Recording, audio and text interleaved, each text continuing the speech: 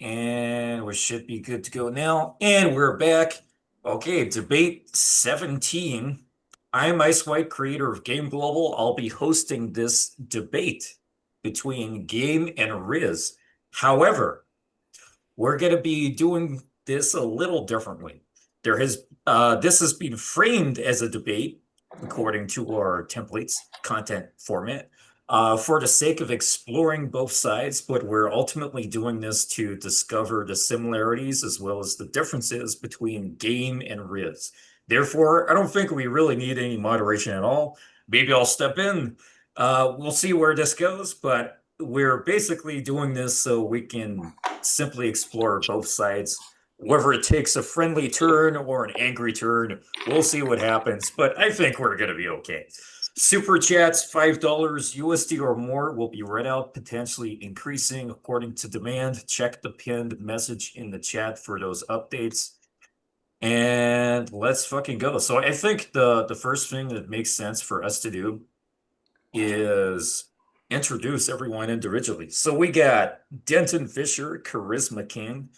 Let me switch back to this actually. That was silly of me. There we go. Charisma King himself. Ironically, Charisma King is on the game side. Could you quickly introduce yourself, like how long you've been doing game, what do you do with your YouTube channel, and how you define game, and then I'll go through the other guys as well. Yeah, so I've been doing this now for 15 years.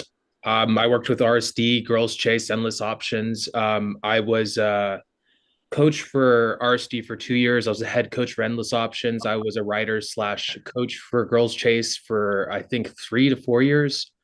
And I've been running my own YouTube channel now for about 8 years. I've done this quite a long time.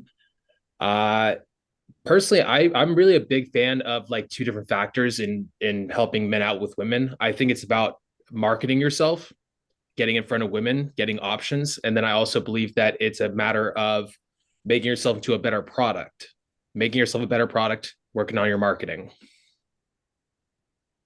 Perfect. And we also got Tim Brazeal, David said, am I pronouncing that right? Said or Said? Yeah, How do Saeed. I say? And we got Sergio Chavez. I just pronounced it the Spanish way. Can you guys also introduce yourselves? How long you been rizzing, I guess, as opposed to gaming? And the kind of stuff that you do. I suppose maybe it's less YouTube, more TikTok, Instagram, something like that. So define Rizz, what you've been doing on your side. Yeah, I'll go first. It's interesting I got put in the Rizz category, but I've been Oh, I doing don't know. game. I've been doing pickup for about 5 years. I've been coached by different coaches. My main mentor was Kyle Frunjian, Coach Kyle, and me and him have been working together for like the past 5 years. So I've been doing this for a while, and I've been coaching guys for like 4 years also. One-on-one coaching. It's my main job. I'm just a dating coach. I make content on YouTube, TikTok, Instagram, and I really have a strong passion for helping men with this part of their life because I struggle with it a lot. I remember 6, 7 years ago, I would be in a college dorm room. I couldn't land dates. I would always be in my head when I talked to a girl, when I talked to anybody. I had social anxiety for everything, right? And then what happened is one day I got ghosted by this girl that was like my favorite girl I ever met up until that time. And I was so mad, and I started looking on YouTube, like, what's pickup, game, approach. And I actually stumbled upon a Todd V video. So shout out to him for being the first ever pickup video I've ever seen in my life I'll about put cold you on the approach. game side, man. There Yeah, we I'm go. on the game Switch side. I sides. am on the game side. So I stumbled on a Todd V video, and from there, I learned about cold approach, and I slowly started to do it, and then I got really obsessed. Once summer hit, I went out every night for like 6 nights a week for like 5 months straight, and I would just night game all the time. And I went from being able to like not talk to anybody, like being super scared and have to drink to talk to people. Within 2 months, I was taking over venues. I had all these friends. I was pulling girls. And then after like 4 months or so, I went to a boot camp with Austin Summers, another coach.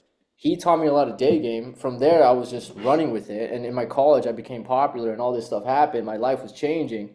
And then I started working with Kyle. I reached out to him. We started working together. He took me under his wing. and I've been very dedicated learning this thing. And now I don't really do it as much because I'm just more focused on my business and coaching people. Perfect. All right. How about you guys? Wrestlers? Yeah. I don't know what going. So, yeah, I guess I'll go next. I actually kind of have a similar story to Sergio, honestly. I've been doing like I got into like pickup and stuff with like simple pickup back when I was like 18. So I was like a senior in high school.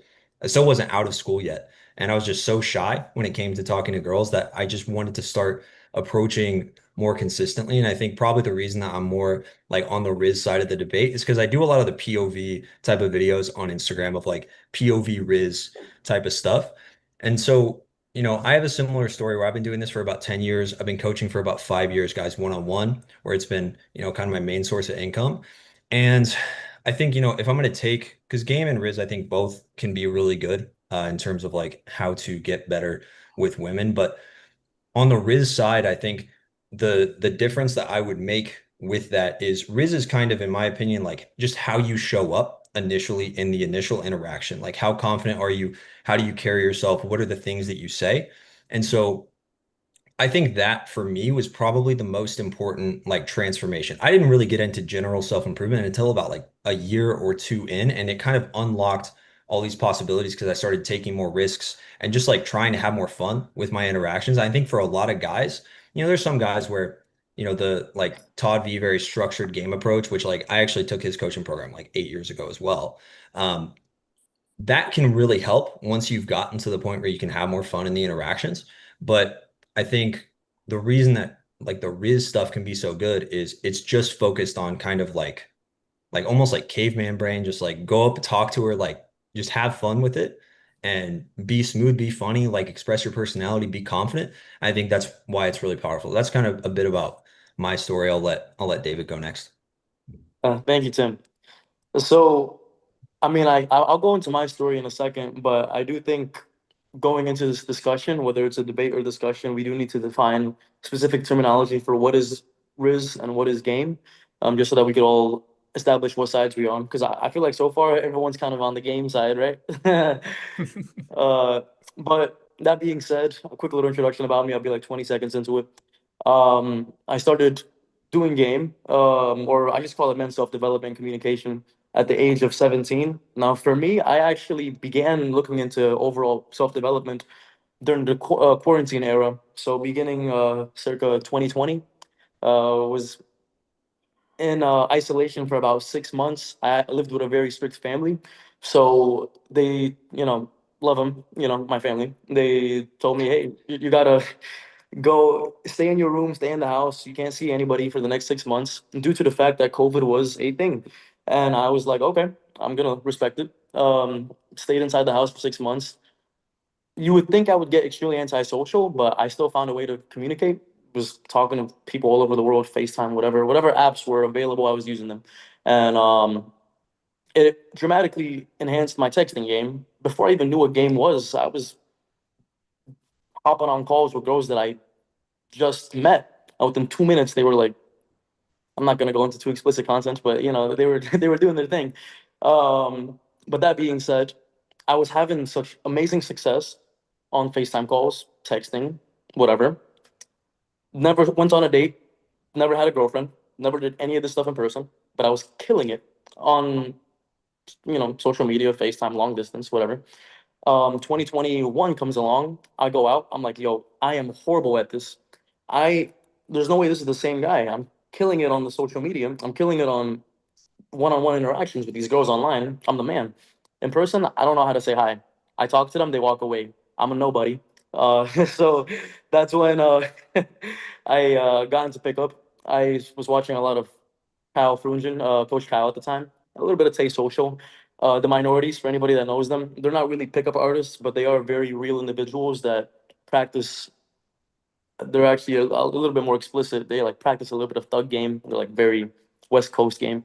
Um, I picked up a little bit of everything. Went to my first. I couldn't afford my first boot camp, so I went to a Coach Kyle, first ever Coach Kyle in person event, immersion. I went there initially as a cameraman. I was like 17, turning 18 at the time.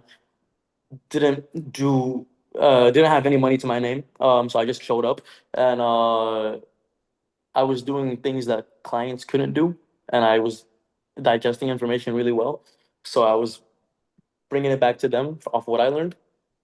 Long story short, now I'm a coach. Been doing this for like 5 years. Got my own YouTube channel. Got my own social media. Salid Speaks for anybody that's watching, and yeah.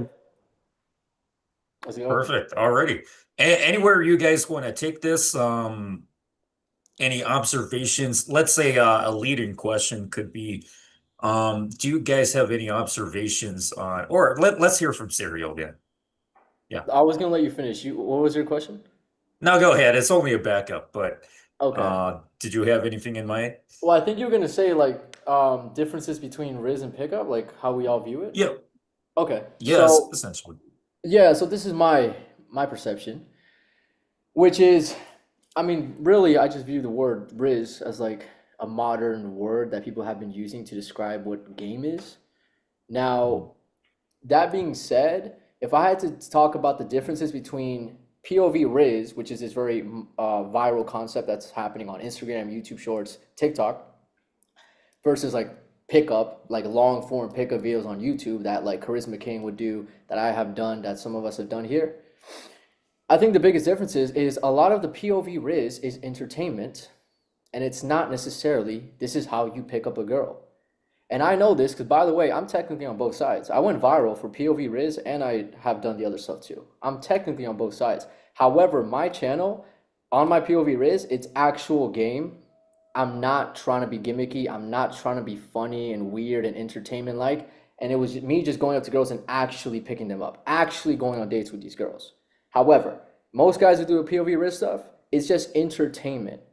They actually don't have much game. When I see a POV Rizz and the guy's like, hey, you dropped that. She's like, what? Your beautiful smile, right? Whenever you hear these like gimmicky lines, I'm like, oh, this is not cool.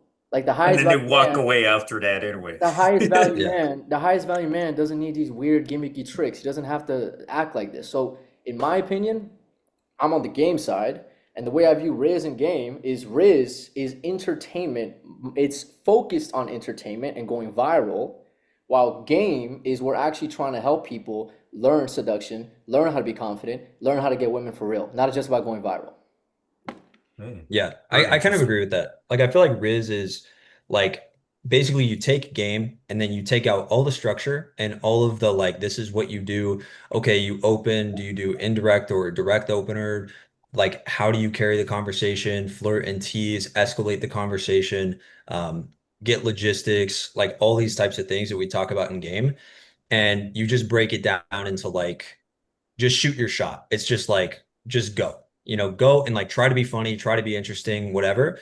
And honestly, I feel like a lot of this stuff, it's like I feel like the Rizz stuff is a lot more of like a modern package of like the older kind of like RSD stuff, like the less structured, like RSD, at least the like front end of their content before they would talk about like the concepts behind it. It was like self-amusement and like have fun with the interaction and just like go in and, mass approach. So you get over that like that kind of approach anxiety and that resistance. And I feel like that's in my mind, like coming into this, I was like, okay, the main difference I think is game in my mind is structure. And I'm thinking like, how can I, display value? How can I build value? How can I, set the frame properly? I'm thinking about like all these more in-depth things. And then Rizz is more, I feel like if you're just getting into it, the Rizz stuff can actually be good because if I'm coaching a guy, I would rather him go and, if he's never approached before, go up and use some corny pickup line or whatever. I'd rather him do that if he's not going to approach at all. Because if it's either do some corny pickup line, it's like kind of funny and whatever, and he does it, and after he feels, he feels good because he's like, fuck, at least I went for it, and he gets like a smile or a laugh out of the girl. Like that's better than most guys that watch like game videos and they're like sitting in the comments like, how do I set the frame when I haven't approached yet? It's like, bro, like you need to go do something. And I think it's a really good gateway to like get started with that. I get a lot of message from guys on my Instagram about that. Just like how the POV Rizz stuff kind of helped them with the confidence initially to go approach. Interesting. Anyone else want to chime in on this? I definitely got a few things to say, but I'll let somebody else take the mic for the next few minutes. Yeah, actually, you guys kind of got me thinking a little bit about it. So, whenever I have a client, which I just did a 10-day boot camp, and I love in-person boot camps. They're fucking awesome. Uh, by the way, am I allowed to cuss on this? I think so. Okay, all right, cool. All right, I don't want to get you guys in trouble with YouTube. Yeah, so I like to think about like the four pillars of the game. I think that there's like generally four different ways that guys can like attract girls to you. So like the first one, obviously, is cold approach pickup. We're all really big fans of that one. Social media slash maybe dating apps. Social circle, which I think a lot of dating coaches really lack and they don't really take advantage of. I mean, most of us are like going out to nightclubs every night, but and we're sending our clients out there, but we're not talking about also building their social circle while they're out there. Uh, Actually, that's something I think the only way that I'm probably going to disagree with any of you guys, because I'm such a broad like spectrum kind of a coach, is if you guys say that something doesn't matter. Like honestly, like inner game, outer game. I even like what Sergio mentioned. Was it Sergio that mentioned this? I think it was you. You mentioned that sometimes if a client wants to go with a goofy line, go for it. Julian used to really push this a lot. The RSD crew used to push this quite a bit, where it's like less about making the lines work and more about making yourself feel good. And if you feel better and you feel in a better headspace, you feel more loose, you feel more playful, the interactions are going to go well, regardless of what you say. Now, for somebody who's a little bit newer, somebody's a little bit more fresh, they should probably have canned lines because they don't know what the fuck to do. It makes people feel more secure and relaxed in the interaction. But once you do this for a while, it's so much more about you that I think anybody ever realizes. It's so much more internally about yourself and the way you feel. And if you feel confident, you feel relaxed, you feel in a good headspace, you feel valuable and respected, you're going to be attractive to women. Yeah. I went through a phase, kind of add on to that. I went through a phase, I think it was like earlier this year where I was just going out a lot, like doing night game. And I would have some openers that I would like work on with my friends, just like playing around with stuff. So I can give it to clients or whatever. And what I noticed is like after I use something and it works, like maybe I pull using the same opener like two or three times, it's like at a certain point it starts coming off scripted. I'm not having as much fun with it, and then it just starts bombing completely. And so I would constantly have to like mix it up. I think novelty is really important because it's much more of like the emotional side, like how I feel. Maybe some guys, I've never really been that good at this to be honest, but maybe some guys are really good, and I know a few guys that have really hyper structured game where they can kind of like act their way through it and do the delivery exactly perfectly every time. And like that's cool. I'm just not that good at it, honestly. I'm not that good of an actor. So I need to be in like a pretty good state and like have fun with it first and like find something that I think is funny, or that is new to me, that's exciting. Maybe it's like my ADHD, I'm kind of all over the place. So I need something that's like interesting to me to like try out rather than just running the same thing every time. But yeah, no, I totally agree. Like the internal stuff, whether you're using like structured game or Rizz, like how you feel inside, it really reflects in your communication. I think that's one of the most important things. Like whether it's, I'm going to the gym to improve myself, like a lot of that, yeah, sure. Like it looks, it's good to be in better shape. But I've also been kind of fat and chubby and like gotten girls because I felt good about myself. So it's a lot more about like getting you into a state where you feel good about like where you're at, like as a person. Well, I think we've all Uh, had where, oh, sorry, David, were you going to say something? Yeah, so real quick, I was gonna say, yeah, it's really cool that you brought up that idea because that Tim brought up the idea of, you can still be fat and chubby and still get girls just because you feel good in the moment. So a little bit of personal input that I wanted to add on to that. Me and Sergio Chavez would actually frequently go out in our earlier days of getting into game, and if we look back at photos, definitely cannot cue them up right now, but we were a lot chubbier. The beards were crazier. The beards probably benefited us at the time because we were just extremely high body fat. Um, Literally. and just everything was off. You know what I'm saying? But we were honestly getting an insane amount of girls. More. Uh, I'm not gonna go too deep into it, but like, I mean, obviously the quality's better now, but we were getting still solid sevens, 10x. But it's whether do you want 10x the amount of sevens or you want 1x the amount of nines or tens. Like it's Yeah. up to you. There's something I want to say because everyone's kind of giving like other, I guess their what they feel like is different about their game and their approach. And it's really interesting. One thing I want to say that I feel like is different about mine is that I think of things very holistically. Like, okay, how do we be the most attractive man possible? I think of it from this perspective. And yes, that's your mindset, that's your communication, that's your look, that's your game, that's your money, that's your status, that's everything. And I feel like that's what separates a lot of my coaching from other coaches is that they usually focus more on one or the other. For me, it's like, okay, game is like the thing I'm gonna talk about mostly, but we're not gonna neglect everything else. Because at the end of the day, I just want you to be the most attractive and confident version of yourself and know how to communicate yourself in the most high value way possible. That's what I help men with. And that's why I wouldn't tell a guy to be goofy. I wouldn't tell a guy to, hey, use this corny pickup line, because to me, that's not the highest value way to open a girl. And I don't want someone to have bad habits. I will teach you the highest value way to present yourself and build you into the highest value version of yourself possible. It's those two things. It's actually becoming as high value as you possibly can, and it's also knowing how to present yourself in the most high value way possible with the right communication and the right game. These are the two pillars of game, in my opinion, which is like basically how attractive are you just fundamentally, like the way you look, your money, the way you speak, the way you carry yourself, status. That's like one pillar. And then the second pillar is your actual game and communication. Like actually what you're doing technically with the girl and knowing how to lead and knowing all these things that guys have no idea what's going on. This is how I view my game. It's like two pillars. That's interesting to take us down, actually. So Denton also mentioned how he perceives the pillars of game.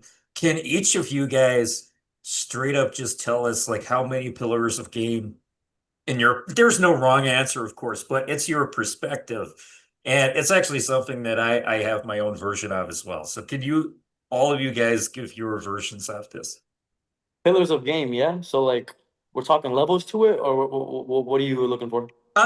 Perhaps I'll start with my example. So because I get images for this, but I'm gonna screen share.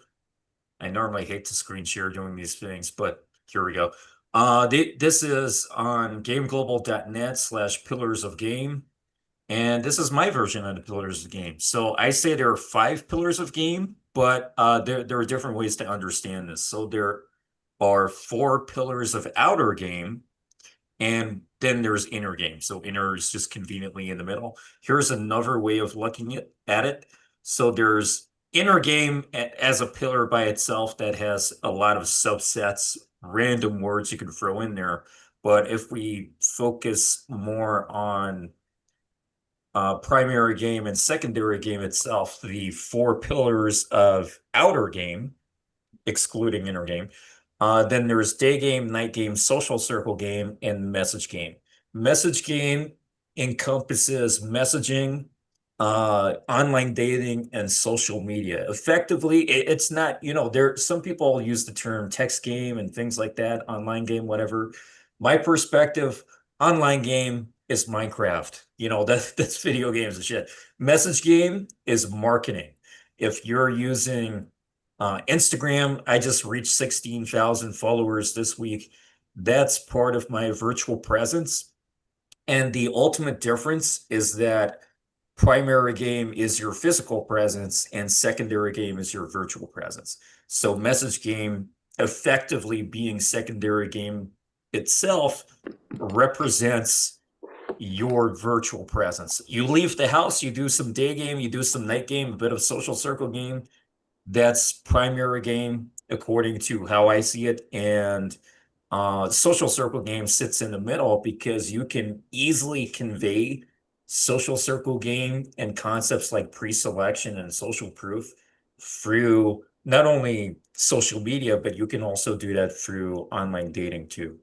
So that's a little breakdown of mine. I'll quickly run through like some minor basics here, but there are also combinations you could do. So for example, yeah, just like I explained, message game leads into social circle game. You could get some Instagram models with millions of followers just follow you randomly, and you can integrate them into your social circle. And you can do the reverse. You can integrate your social circle into your message game, your virtual presence. And then another example, perhaps, anyone you meet from day game, you can put them in your social circle. but you can't exactly cold approach someone in your social circle. So that's more of a one-dimensional way that goes. But night game, if you're utilizing social circle game in a night setting, that goes both ways. Those are just some examples. But if you guys have your own versions, I would love to hear from those because these are genuinely interesting. I would love to stand here and argue with you, but honestly, I got nothing to argue about. I agree. Cold game, night game, cold game, night game, social circle game, and text game. Yeah. Yeah, I feel like so I mean, dude, because game is so complex, there's so many different like you could technically like have a bunch of different pillars, I think, to it. What I think the way that I try to describe things to my clients is pretty much most of what I do. I do help with like text game and stuff because I have pretty good structures for text game. Because just in my opinion, like good text game is basically just good verbal game in person, but you have more time to think about it. Like that's really like the main difference. Like you're setting frames, you're doing kind of all the same stuff.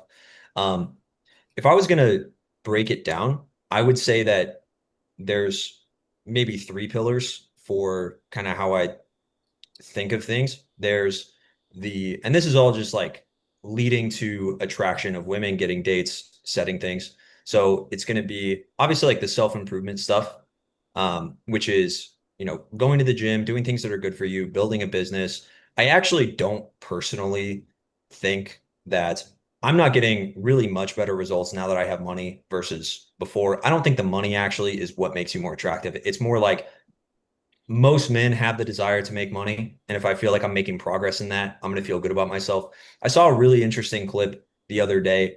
I actually reacted to it on my Instagram where a guy was talking about attractive, like evolutionary triggers. And one of the most attractive evolutionary triggers he was talking about was honest signals that you will have future resources. So future resources is very important. So I've had times in my life where I've been playing like World of Warcraft all day, but I'm working on the side at like a marketing agency. So I'm like learning skills and I'm also very good at World of Warcraft. So I thought potentially I could start making money like doing that or playing Counter-Strike or like being a pro gamer. So I had like these character traits of someone that is going to be successful, like being ambitious, all of those things. And I think that's more like the self-improvement stuff, which is actually getting you to the point where you have momentum. I feel like momentum is so much more attractive than actually having this stuff. Because I've worked with guys that, I mean, I have clients right now that have way more money than me. They're way more successful. Their net worth is probably like 10, 20 times what mine is.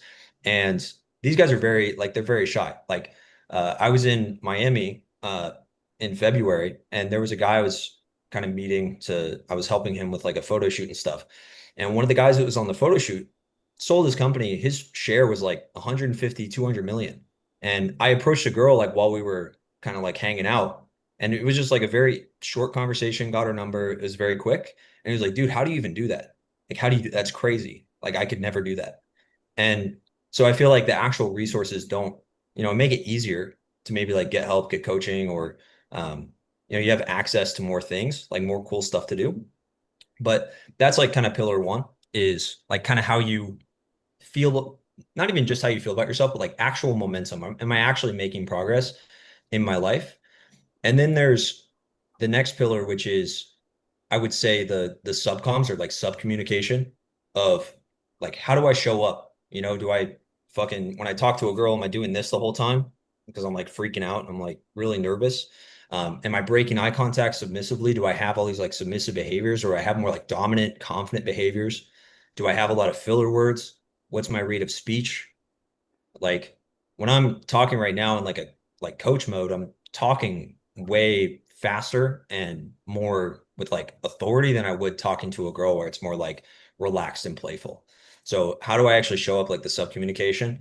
And then the other aspect would be like, what do you actually say and like the framing of the conversation? So like, where am I taking the conversation? And that kind of breaks down into like verbal game. So verbal escalation, being able to sexualize verbally, which I think is way more important than physical escalation. Every guy, like, how do I physically escalate, bro? It's like, you should have girls talking about wanting to have sex with you before you even kiss them. Like you could really do that. And it's also a lot like just generally if you're worried about like girls making up false shit about you, it's a lot safer to do it that way anyway. Focus on like verbal escalation.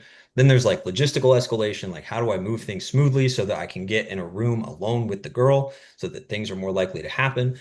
And then there's also like actual physical escalation. Like, how do I physically escalate in a way that makes her feel like comfortable, but also gets her turned on and isn't too much? Like when you lean in to kiss her for the first time, like leaning in to kiss her, pulling away at the last second, like, wait, not yet, like chill the fuck out. Like that kind of stuff is really like important. So I think the the actual structure of the interaction, the uh subcoms, like kind of how you carry yourself, and then the self-improvement aspect. But I think a lot of that, it's not just mental. You do actually have to be making progress.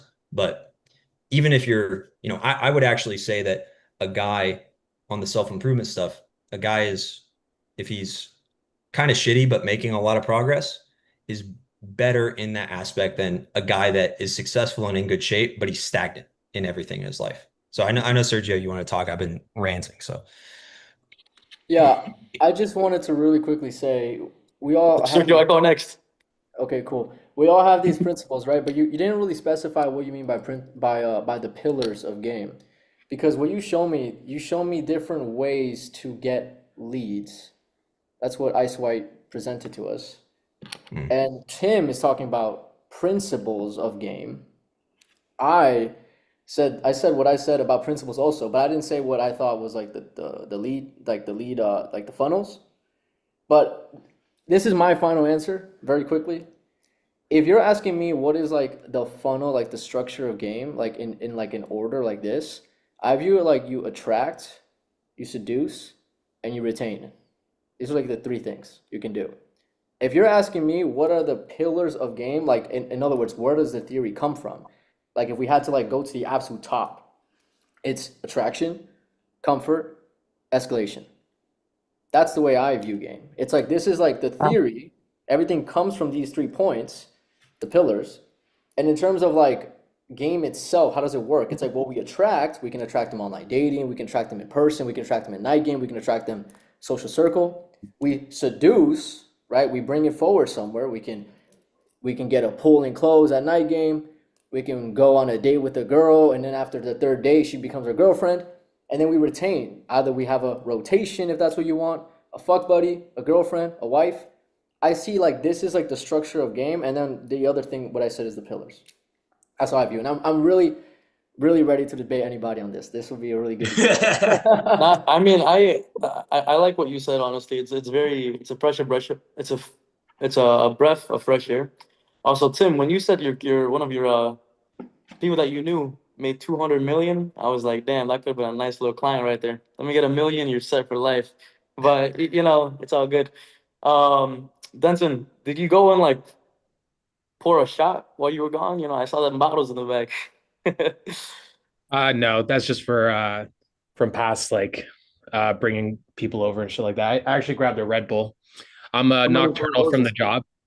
So I'm not usually up this time. I usually wake up at around 2. But Ice has been trying to get me on for a while, and I'm like, I cannot not show up for this.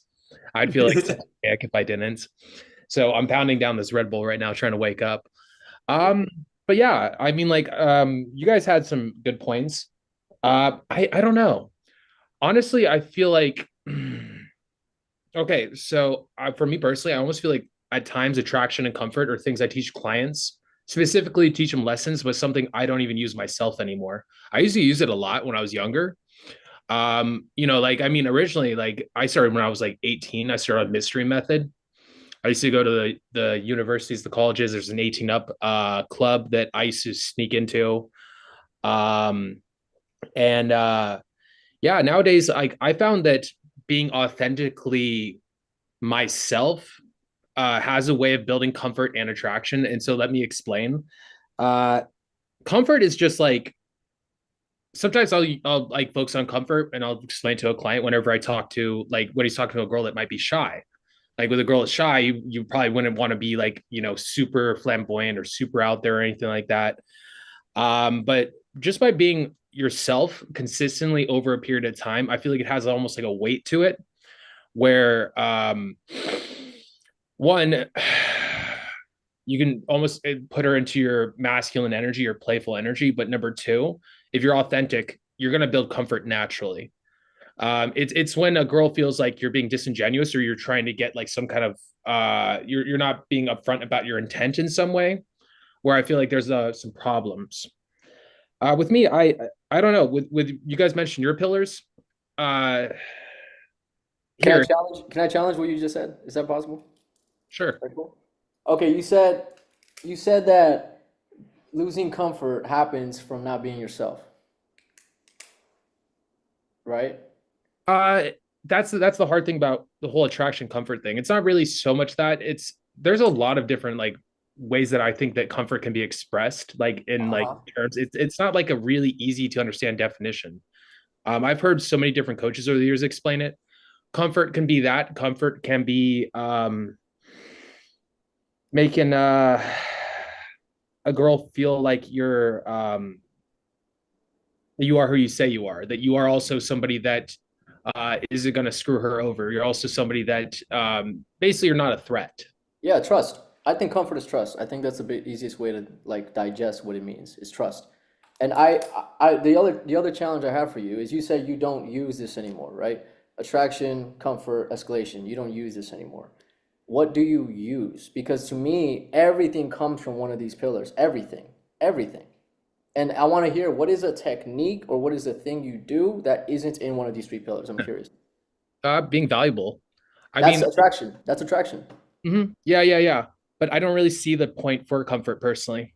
Like I've never like okay, so if you're talking to a 10 or a 9 or an 8, I don't think the chances that she's not going to be comfortable around you are it's usually like I don't really have to worry about comfort for more attractive girls. Usually the comfort's something that I'd have to do to supplicate to a girl that feels like I'm out of her league. Yeah, so when you're dating a 10, right? Don't you think after a long period of dating a 10, she needs to slowly trust you more and more that you have good intentions for her if you want her to be your girlfriend, for example? What do you call that comfort and connection? Okay, you're talking about long term?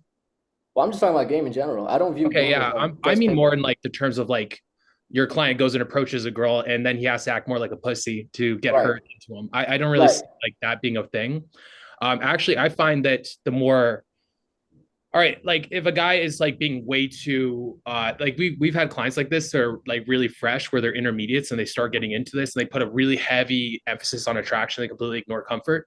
That's usually when I'll kind of like pigeonhole it in and I'll start explaining to them like, hey, you don't have to try so hard. You can like be a little more chill at times. You don't always have to be like, bam, bam, bam. Sometimes you can slow the conversation down, have real like, getting to know you questions, Mhm. um, having more casual conversations. It doesn't always have to be this flashbang in the pot.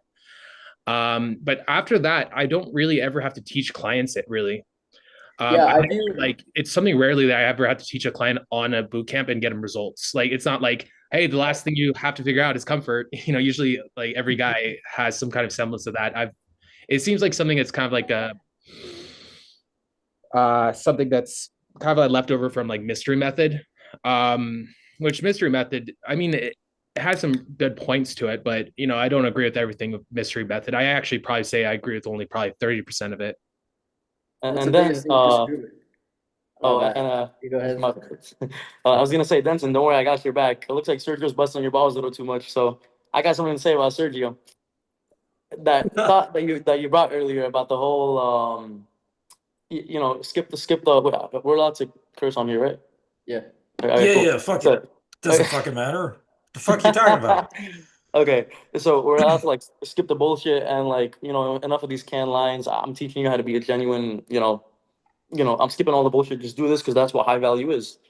I like that thought process, but also I really do believe that you know you, you can't just teach a person to use a fork and knife because it's the right thing to do when you're eating. You got to teach them why we're using it. The meaning behind it. That being said, yeah, maybe you'll skip some time. Maybe you'll save some time by teaching them, all right, do this because do the high value way. I'm not teaching you the other value ways. It's either my way or the highway. But, you know, I think there is value mentally, emotionally, in the ability to have your early 1 to 2 years where you're going out gaming, practicing canned lines for at least the first 6 months, doing the bullshit. Because you become more genuine as a person throughout that journey, and you get to figure out who you are as a person and grow past that. Um, there's beauty in growing past something compared to just skipping that whole journey in general and never even experiencing it to begin with. Yeah, well, something I want to say real quick is that I don't teach my clients comfort. I actually view comfort like a very advanced, deep topic. Like, it's not something I'll talk about too much. I'm a lot more practical with my clients. I'll tell them exactly what to do and then slowly give them feedback and then push them further and further along the process. I'm not gonna sit down with them and be like, hey, this is the theory of game. Here's like 3 hours of mystery method, this, all of that. I'm not gonna do that because it's pointless. But if we're talking about what is the three principles like theory of game, I still believe it's attraction, comfort, and escalation. And to say comfort is like something not important is just false because comfort is trust. And the girl needs to have trust in you. And maybe Denton, for you, it's not too important because you come off like a cool guy.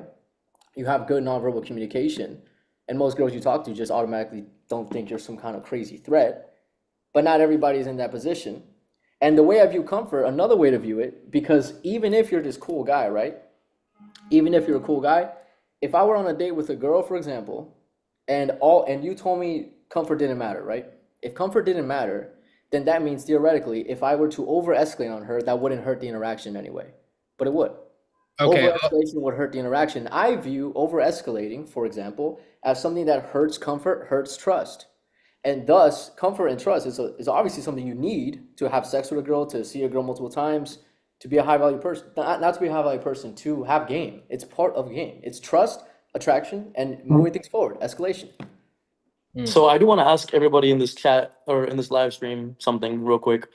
In these days, from all your clients, everyone that you've seen, you think there's a majority lack of comfort or a majority lack of attraction? More majority When lack of attraction and escalation, but comfort is a part of game, and that's just you can't say it's not a part of game. Yeah. I feel like Maybe it just bridges the gap there, just like Sergio was saying. yeah, the way that I view comfort is it's less, and I'm glad that Sergio said that he doesn't really actively teach it because I think it is one of those things where most guys, when you start out, you probably have too much comfort. You probably come off like a pussy. You probably come off scared, and there's way too much. She's way too comfortable around you because she's like, oh, this kid's like he's a little lost puppy dog, and that's how she views you.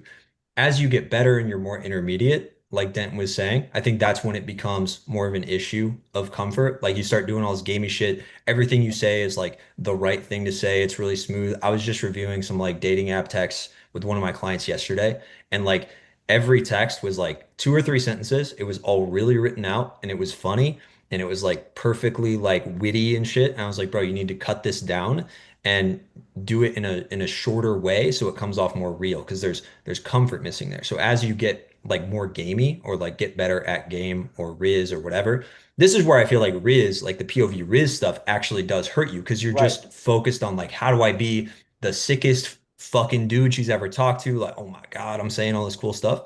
That's when it comes off weird. So the way that I view comfort is it's not even really a word that I use that much when I'm coaching. But when it does come up, it's like it's more like the way that I think about game when I'm in an interaction, or like say that I'm talking to a girl at a bar and I'm 10 minutes into the interaction, I'm less thinking about like, okay, what's the next step I have to do? I'm more thinking like, what's like the one thing that could definitely go wrong in this?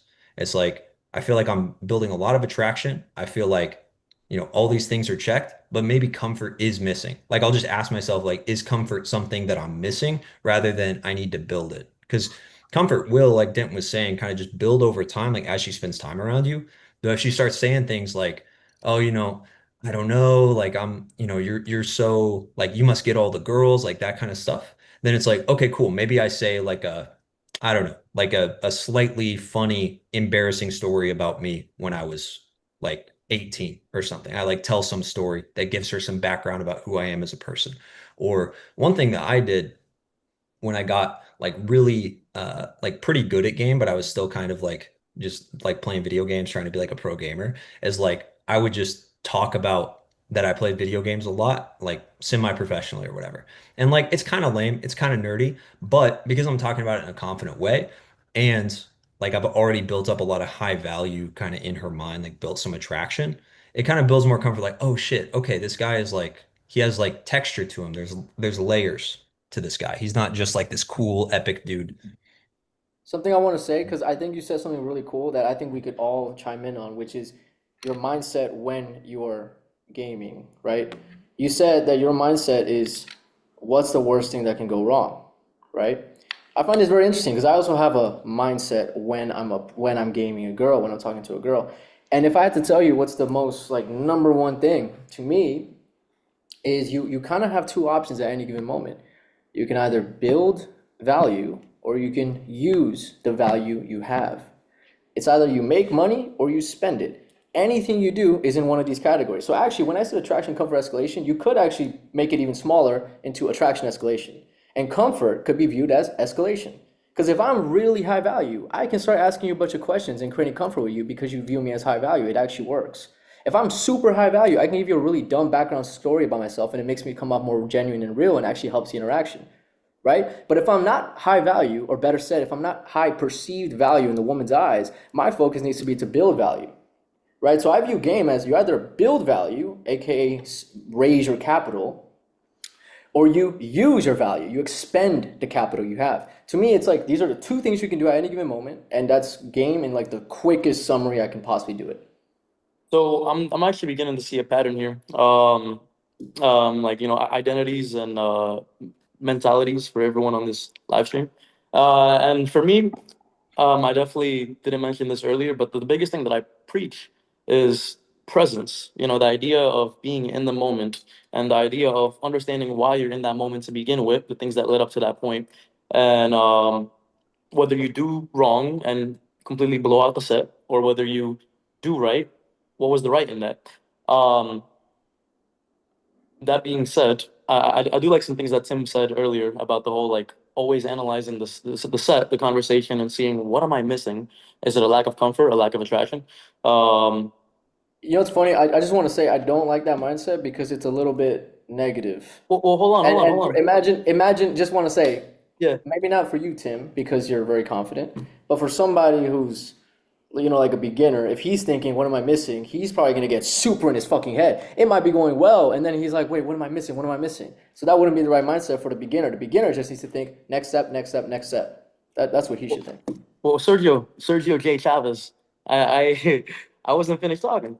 I mean, I like to bring him up before I bring him down. And what I was gonna say was, yeah, I do like your mentality on that. Napoleon, famous leader, he would envision his battles and how he would lose them 40, 50 times before he would win them, and he won all of them except like five or whatever. Don't fact check me on that last number, but the mentality, correct. But that being said, the biggest thing I preach is presence, living in the moment. And I definitely would not want to be in a conversation with a girl and think, oh no, the comfort's going down. I need to spike comfort or throw a little attraction in there. It kind of takes away from the moment that you're sharing with another human being and that you're there in whatever environment, you know. But it does help different people at throne. Yeah, I think let me clarify more of what I mean.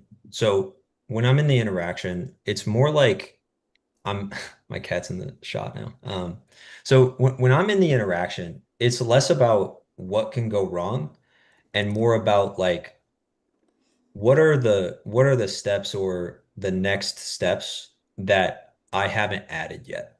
So like you could think about it like, what am I missing? And then you could get in your head about it and be like, oh my God, I have to do this. Comfort's going down, attraction's going down. Like I have to do this. Um, but I think it is really helpful to have in your mind, like, okay, these are the five check boxes that have to get checked in this interaction. Say if it's a night game interaction and I'm trying to pull, right? Like that's like probably what's going to happen. Maybe she's like only in town for tonight or whatever, and like that's really the only way this is going to go anywhere. So I have to think like, have I met her friends and gotten her friends on my side yet?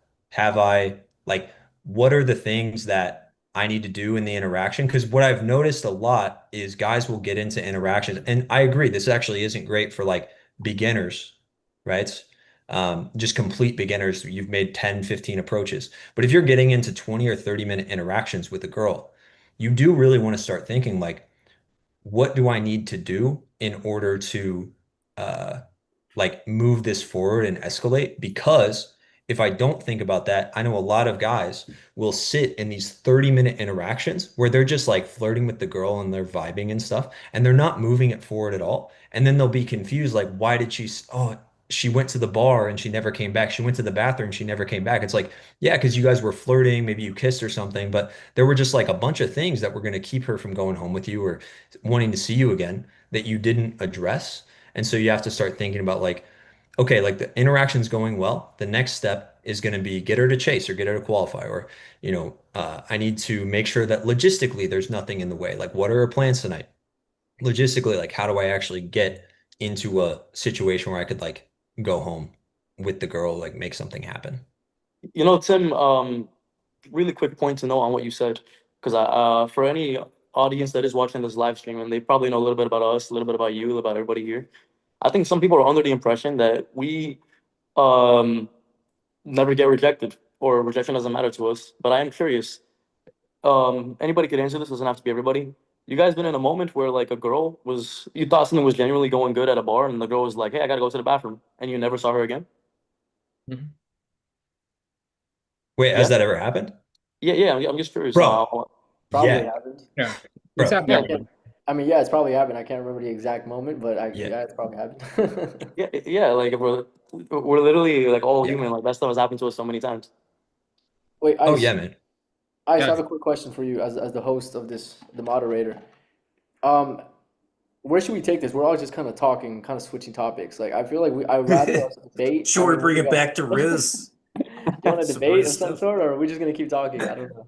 Well, that's the thing. Like, we don't know where this is going. So anywhere it goes, I pretty much welcome it. However, if we want to relate to the topic a little more, just to bring it a bit closer, um, is there anything we haven't covered in terms of content? Because one thing I'm observing that pretty much everyone here, I think, kind of had the same roots. Personally, like I found Game through a book called The Game. Someone I was eavesdropping on a conversation, that kind of thing. So previously I thought that guys who produce Rizz content, and you're not every person who produces Rizz content. Though most of those guys aren't here. There are lots of guys out there doing that on TikTok, Instagram, and whatever, and they might have a bigger follower base on one platform than the other. I observed that guys who are more on the Rizz side, or for whatever this means, they tend to be more on TikTok and Instagram, have bigger followings there, and guys who are more on the game side, PUA, whatever we want to say, they got more like a YouTube channel. Even some of those might be small though.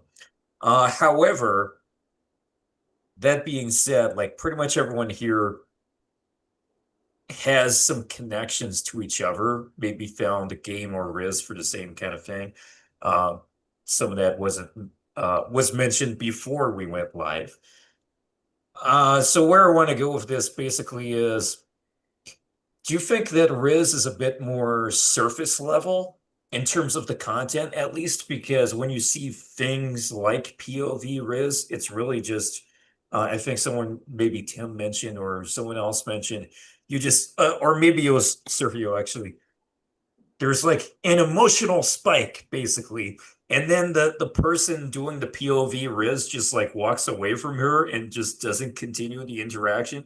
Whereas with game, with infield footage, it's like it's more in line with the very beginning, the opener, to you're trying to pull her, you get her phone number or something along those lines. So what are your perspectives or observations on the content side of things, at least? Yeah, content side of things, the way I would describe it is Riz is the best metaphor I can make.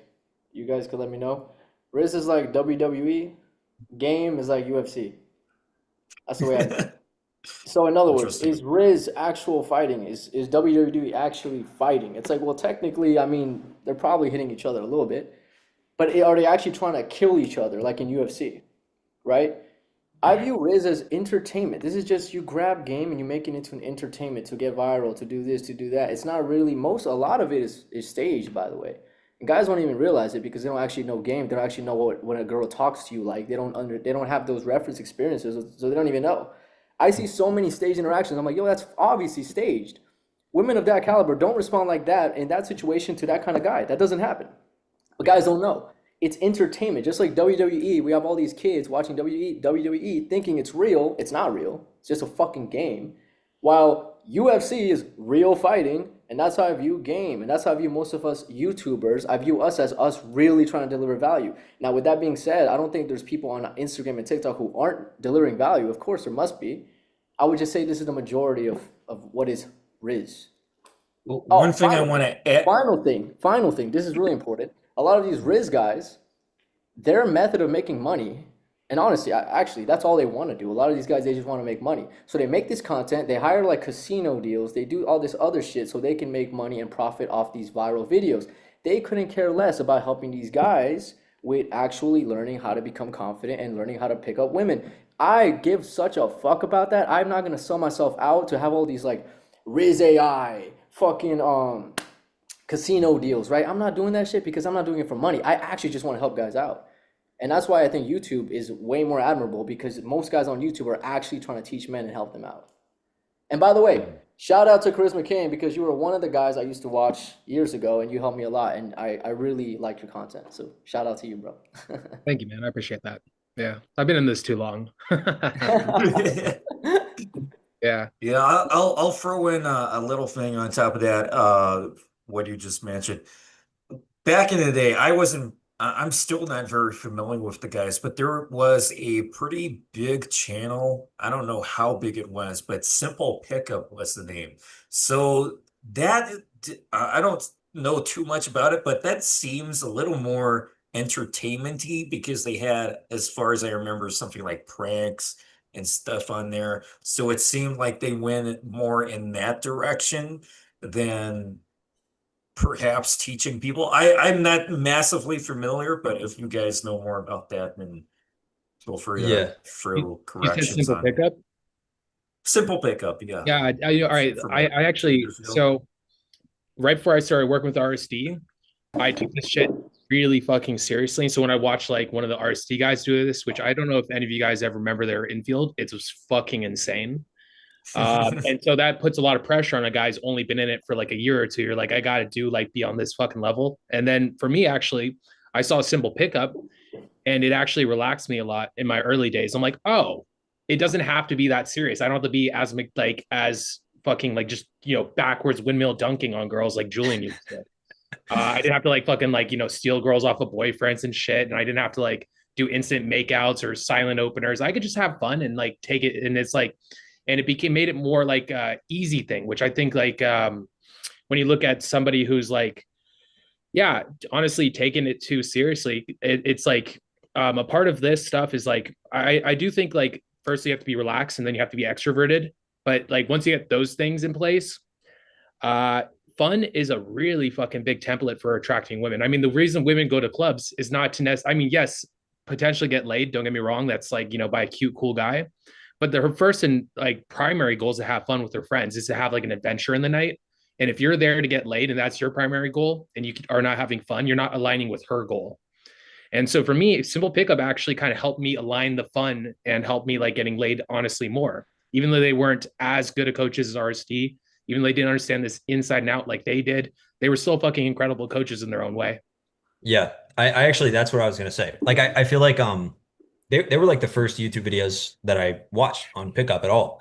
And they were like the reason that I made my first approach because I realized that like to get into it, to get to a point where you could actually like I feel like for me, it was, man, approaching this girl is like this really big thing. And then when you see guys go to like a college campus, you see this like fucking Indian guy go and like talk to a girl and like ask her if she fell from heaven or some cringy shit or whatever. And like she doesn't shoot him in the face. She doesn't like slap him or something. She just laughs and it's like a funny conversation. It's like, oh, wait, there's like not all these rules that exist. Like none of these social rules that I like made up in my own head of like it has to go exactly this way. I think that as long as like that's the intention, like I think a lot of my POV stuff that I've done has been like kind of with that intention of like get guys to not be so worried about like what's the worst that can happen. Like I show a ton of rejections. I show a ton of like, especially when I'm warming up and I'm like, maybe I haven't filmed in a long time, which by the way, it makes sense that a lot of this stuff is like staged because like I don't stage my videos. And bro, like it feels so weird filming POV shit. It just feels really fucking weird because like the girl doesn't know what's going on. Um, so that makes sense, like getting around that. But as far as like the like Rizz side of things, as long as it's, obviously don't like push people into like an online casino deal or some shit or some Rizz AI that like doesn't work. But getting to the point where you can actually like feel confident and feel good about just approaching and like the worst thing that happens is like she ignores you and you're like, all right, fuck it. Like I tried, I like shot my shot. Like that's fine to start because you do have to just take action. You do just have to start to be able to do this. Like turns out the best way to get better at talking to girls is by talking to girls. So like you have to start, you have to do it. Like you're not going to get better at basketball by just going to the gym and lifting weights. You're going to get better at basketball by playing basketball. Like that's how you do it, you know? I think that's really important. And I do want to say, like because I know Denton and Tim touched up on this, the idea of fun playing a critical part in attraction. Well, yeah, I think that's one thing that is very important. I did mention earlier about the whole like presence, living in the moment. Teaching somebody to have fun, that's a little bit unheard of, right? Because we teach things, right? We teach, observational statements, personal input, how to spike attraction, all that fun stuff. I mean, all that, good stuff, technical terminology.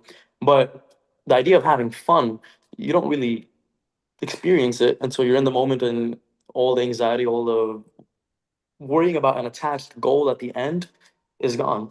Um, so yeah, I just wanted to say that. Yeah. Well, when it comes to like detaching from the outcome, one thing that I tell guys to do when they very first start, like maybe you've never made an approach before, and maybe this is helpful for anybody watching, like if you've never made an approach before and you want to get to the point where you're just not scared to show intent, going up to a girl, showing it, like getting her attention and saying, "Hey, excuse me, I thought you looked really cute today. Have a good day," and then walking away, like you know the outcome. I know the outcome. I'm not going to stop. I'm not going to have this conversation.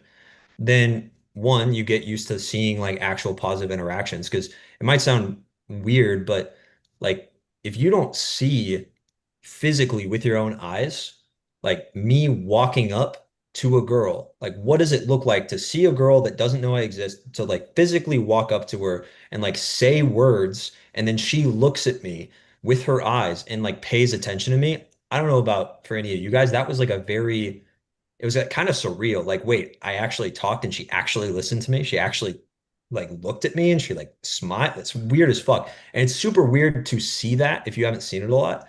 And I think that's probably the hardest part about approaching is like, actually just made a video about this today. It's all the unknown. There's most guys when they have approach anxiety, they're pushing through like seven different layers of unknown shit. It's like, I don't know what it looks like to socialize with a random person cold in general. I don't know what it looks like to socialize with a girl and try to flirt with a girl cold in general. I don't know what it's like to push through all of these potential judgments people could have of me if I approach in front of other people in general. And then plus there's just like general nerves. So it's like you think you're trying to just push through all these nerves. You're not just trying to push through the nerves. You're trying to push through nerves plus the unknown. I don't know what's going to happen.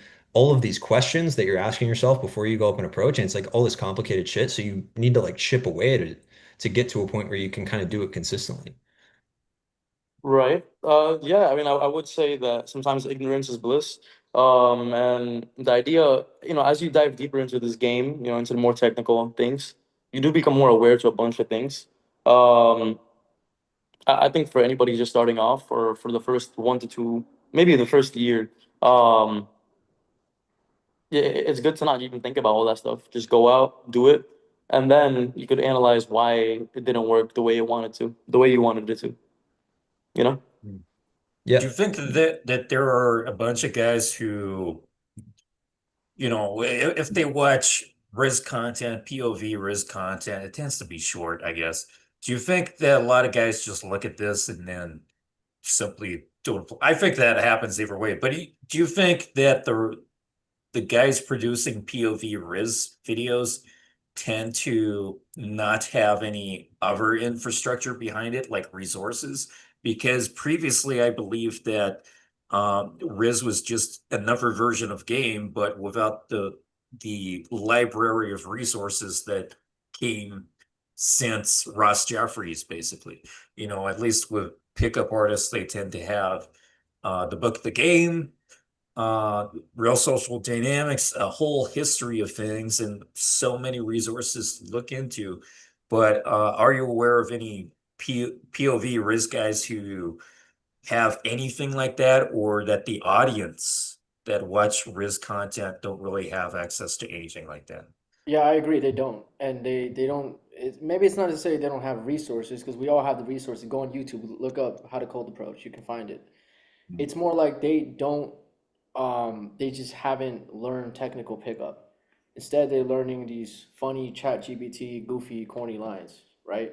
And they just do these stupid little lines with the girl for like 1 minute, try to get the number within a minute so the video goes more viral. It's a nice spike in engagement, and then they fucking leave, and then they'll never ever get a text back from that girl. They won't, right? So yeah, they don't know technical pickup. That's like quite obvious. Like that's the majority of these POV Riz guys. Yeah, Yeah. I hope that this example might make sense or might not. But I used to, like I said, I used to play World of Warcraft. I was like a World of Warcraft tattoo. I was in like a top 20 US WoW guild, so I was super into it. So the way I would describe it is like I was to World of Warcraft like how we are with game, like really into it and we understand it really well. And then there's like the normies that play World of Warcraft that are like, "Oh yeah, bro, the Lich King, man." And like they're like, "Oh yeah, I played. Yeah, bro, I played." And I'd be like, "Oh, cool, man. Like, what's your character and stuff?" "Oh, I'm like a level 13 hunter. I've been trying to level it for like 2 years straight and I'm, level 32." And it's like, oh, so like we're not the same, like at all. Like it's not even close. And that's how I kind of view game versus Rizz. It's like the Rizz guys, especially like Polo Kid, I think is a good example. Like his content's funny and it's good, but it's like that's a guy that is confident. He was already confident, probably. Like kind of seems like he's very young, like tw he was like 20 or something when he started his content, I think. And he just goes up to girls and like says funny shit because he thinks it's fun and it gets a lot of views and then he gets paid off of it, which is cool. Like that's fine. If that inspires someone or like people like watching it like vicariously, like, oh, this is what it would be like to go up to a girl and just have unrelenting confidence, that's cool. But yeah, there's no like follow-up like resource behind that. And I feel like it's a lot of guys that engage in that stuff. Maybe it's a good entry point to get guys to understand more like the concepts of game. Because honestly, I think the two entry points, I would prefer Rizz over like a lot of the red pill like fucking fresh and fit shit. To be honest, that's a way better entry point. Like the red pill stuff, you just get like angry and butthurt. But then some, I mean, I don't know. Then some of the Riz stuff gets weird because they're like calling the friend a fridge and like being fucking weird about women too. So it's like there's kind of a middle ground. But I feel like the Riz stuff can be a better entry point. But yeah, there's not as much like yeah, like backing or like resources behind it. So, Yeah. what I am seeing is, yeah, with the Rizz and game, the biggest thing I'm noticing is Rizz is very elementary, very basic, very entertaining, and honestly, not as explicit. In most of these Rizz videos, you'll see them twirl them around. You'll see them be very friendly, very kiki with their with their comments. The girl might get a laugh out of it, and it'll be nothing more than that. Noticing more with these game videos, these longer 1 hour long infields, game, it's very technical, it's very deeper in thought, longer history. And things do get a little bit more explicit, makeouts, kissing, incidents that lead somewhere else. Um, yeah, that's what I'm noticing on that. Just food for thought, stuff to give this thing more fire.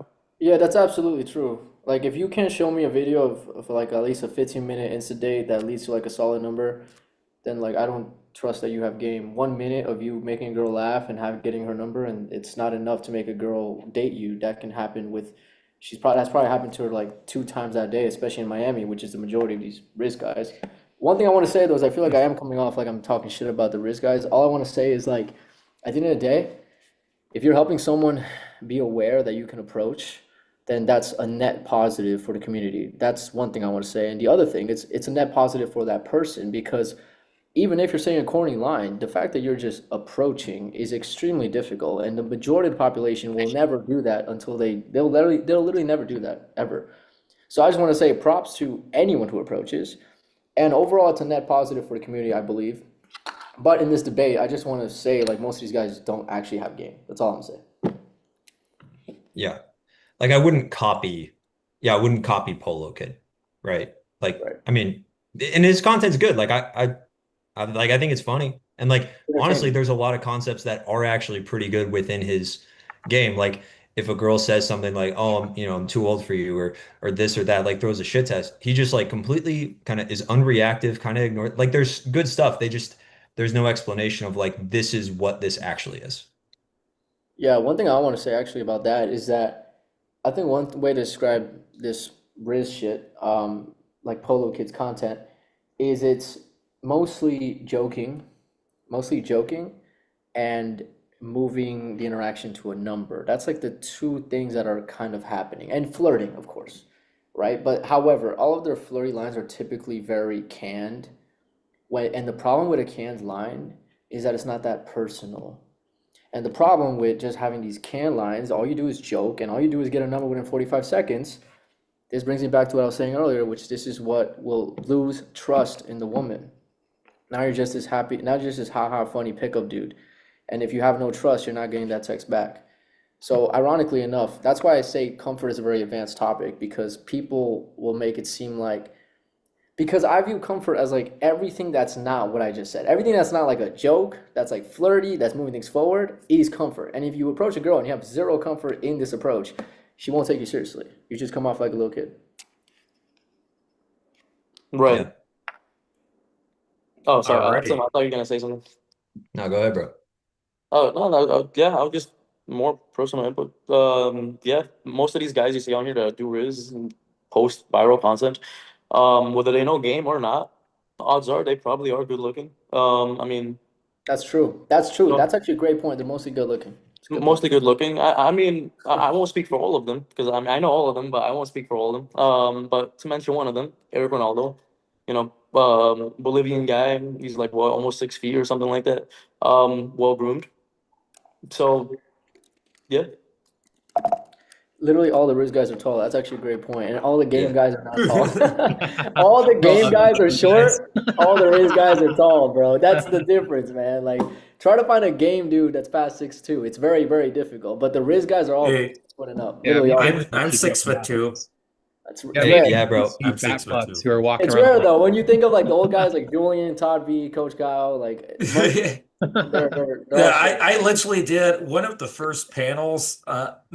Our other live stream format is dating coach panel, and one of the first ones we did was the short panel because I just figured out, oh wait, all of these guys are below 6 feet apart from me, so I just called it the short panel for that particular episode. But that's an interesting one because what I imagine, I don't know what these guys look like, but they sound like Gen Z guys with that fluffy hair or the fucking mushroom haircut or whatever or call whatever the fuck it's called.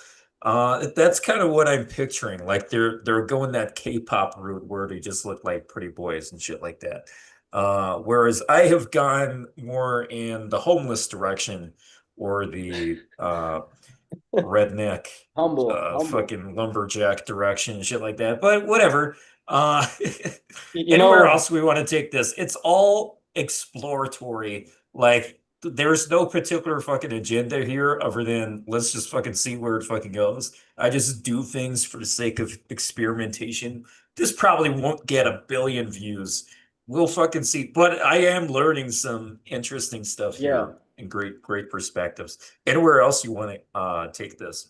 I have a prompt request for us, which is like funniest or most interesting or craziest pickup story that everyone here has.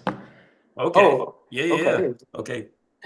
Go for it. Uh, I got a story for that for sure.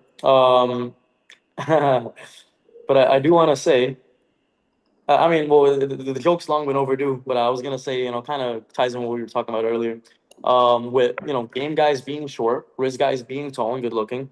So are we noticing a connection where like the more you know out of shape, not good looking you are, the better your game is? Because if you're able to seduce women that way, because if so, I might have to say I probably have the weakest game in here. You know what I'm saying? I'm just playing with you guys. Um, but it's yeah. You're saying you're more handsome than me? How could you? No, Makes bro. no no, sense at all.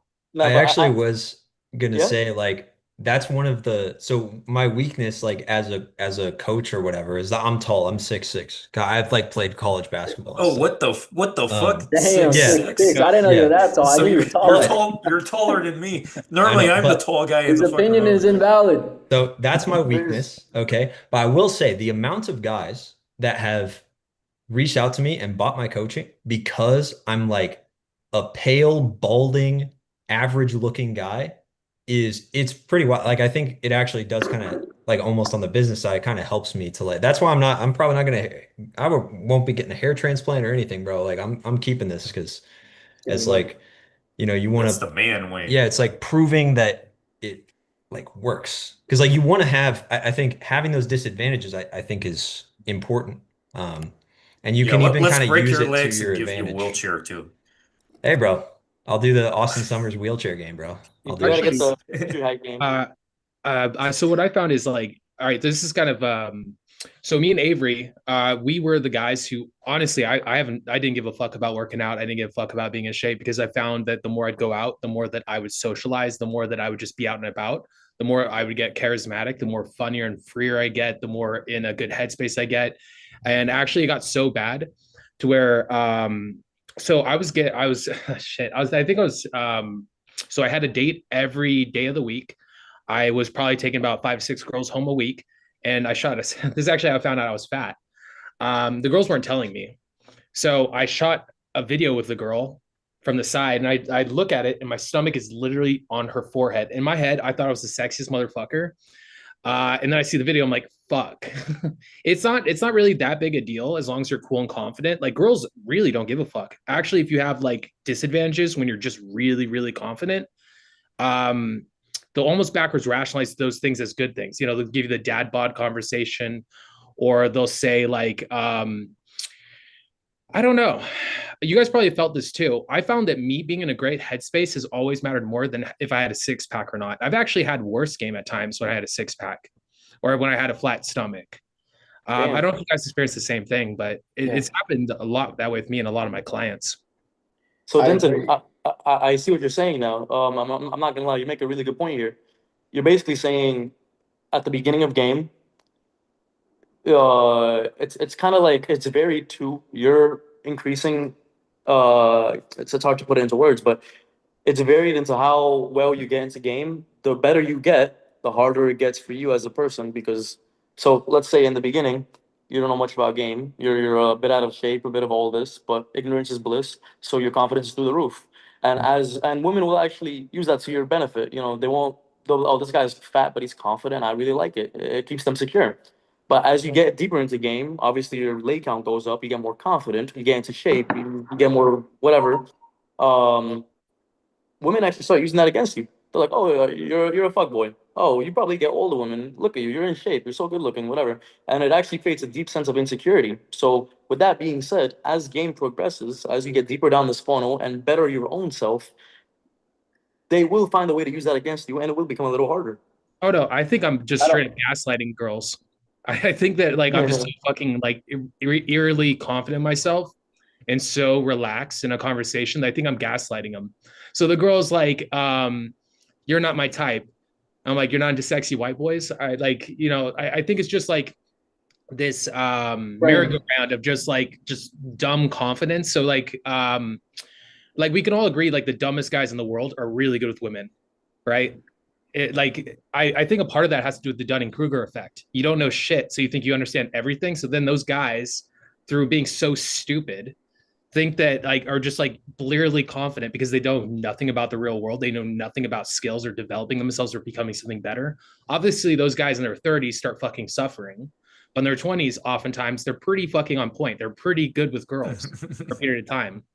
Like you guys have probably seen this. I have to tell a lot of my very smart clients to be dumb.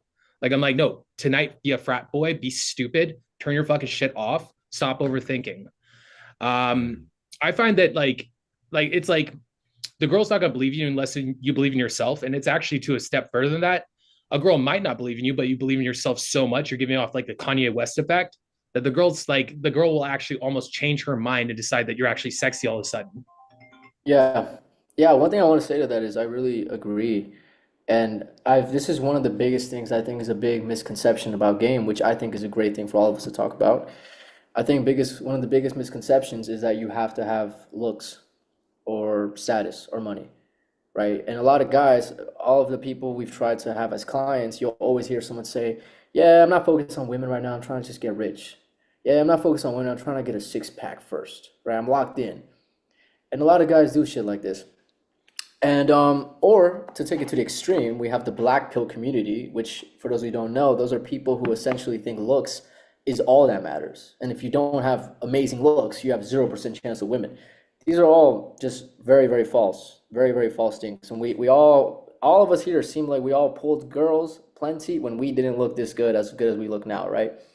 Now, what I want to say is what I believe to be the number one thing that pulls women is your confidence, right? Your confidence is everything. And some guys use different words, right? You say like being yourself, being comfortable with yourself. That's one way to say what confidence is, right? It's comfortable with yourself. Now, what I would say is this is where guys don't understand how to practically understand confidence. I think that's the really the big problem with game theory is that a lot of guys will just tell you, hey, here's a bunch of mindset. Like, just be this guy. You're going to be the strongest guy in the room. Do this, do this. Go inside, talk to her, just act like you're confident. And it's hard for the guy who's not confident to do that. So the way I break down confidence is that confidence essentially is shown through your nonverbal communication and your behaviors, right? Your eye contact, your smiling, your hand movements, your voice. This is how you show confidence, your posture. That's the biggest thing. And I teach a lot of my guys nonverbal communication, what's high status communication. And I just think that's one of the things guys don't talk enough about is nonverbal communication. I'm Yeah. about to say some really big stuff right here, and this is probably going to be a clip that I'm going to use in the future. But putting you guys on game, whether you guys know it or not, and I said game, and Tim got a little excited, from all the video games you've been playing. But anyways, so the idea of confidence, and I agree with Sergio on that completely. Now, how do you get confidence? Because confidence can really come and go. People drink a little bit of alcohol, you got some confidence, liquid courage, right? How do you get confidence immediately? Two things. Either you increase your mindset, benefit your mindset, get that confidence right away, boom. Or instead of inner, you look at the outer, you look at the girl, you look at who you're gonna approach. Now, you guys have all of you guys have been in this situation before. I know this without a doubt, where you've probably heard about a girl. Oh yeah, that girl, yeah, she gets with everybody. Oh yeah, that girl's easy. I bet when you heard that, your confidence probably spiked up a little bit too. You're like, oh yeah, she's easy. Hold on, she gets with everybody like that. Like, it's because nothing happened internally. It's more like, oh, externally, for a fact, this girl is very sexual. This girl goes around and comes around really easily. Yeah. So just confidence internally and externally. Just look at the outside. Women are going to be attracted to you regardless. Feminine energy goes to masculine, and then and yourself, you're that guy. Yeah. Yeah. What I want to say how I would teach someone confidence, I think it's two things. It's either you can work on yourself. This will always make you more confident. Wake up on time, go to the gym, eat healthy, meditate, read, remove your bad habits, don't scroll all the time. Overall, what that's going to do is lower your actual fight or flight response, like reactivity to things. Literally lower your cortisol, your stress, and raise your calmness as a human being, right? Now that's obvious, but here's the thing. You're going to see guys who do these self-improvement things, but they're still scared shitless to approach a girl. You're going to see a lot of guys like that. So it's not just that. It's not just to work on yourself and become rich and become this and become that. That's one thing. The other thing is what I primarily focus on in my program. It's action. Action is how you become confident. You become confident through experiences. The more you have the experiences, the less your nervous system is spiking from it because it's not as novel anymore and your brain knows what's going to happen. The more you have the experiences, the more you get rejected, the more you go on dates, the more you approach on a consistent basis, which is extremely important, is what gets you to be extremely confident. That's why all of us are very confident. That's the number one thing. And to me, that's like one of the biggest lessons I want to teach anybody who's watching this, is that you need to take action consistently and you need to work on yourself as well. These two things on a long period of time, you will become confident.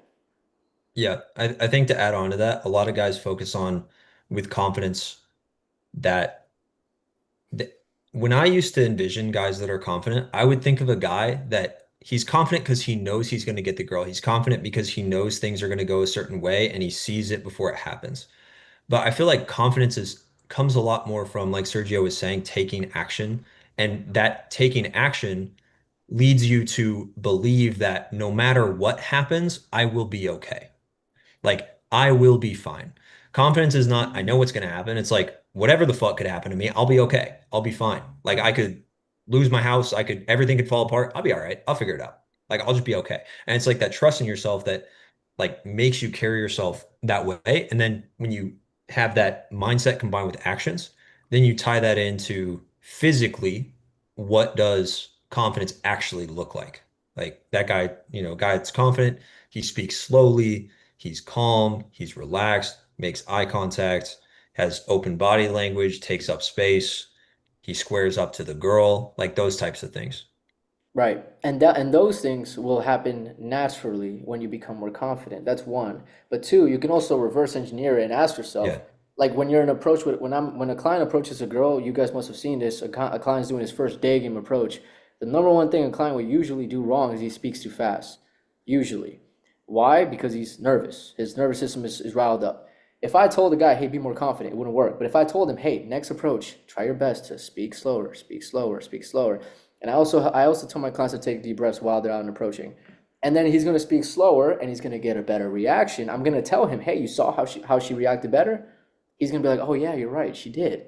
And it teaches him what does confidence look like. The more he can, quote unquote, fake being confident, the more he's going to get the right experiences, which will get him more and more confident. And over time, it's like this positive feedback loop, right?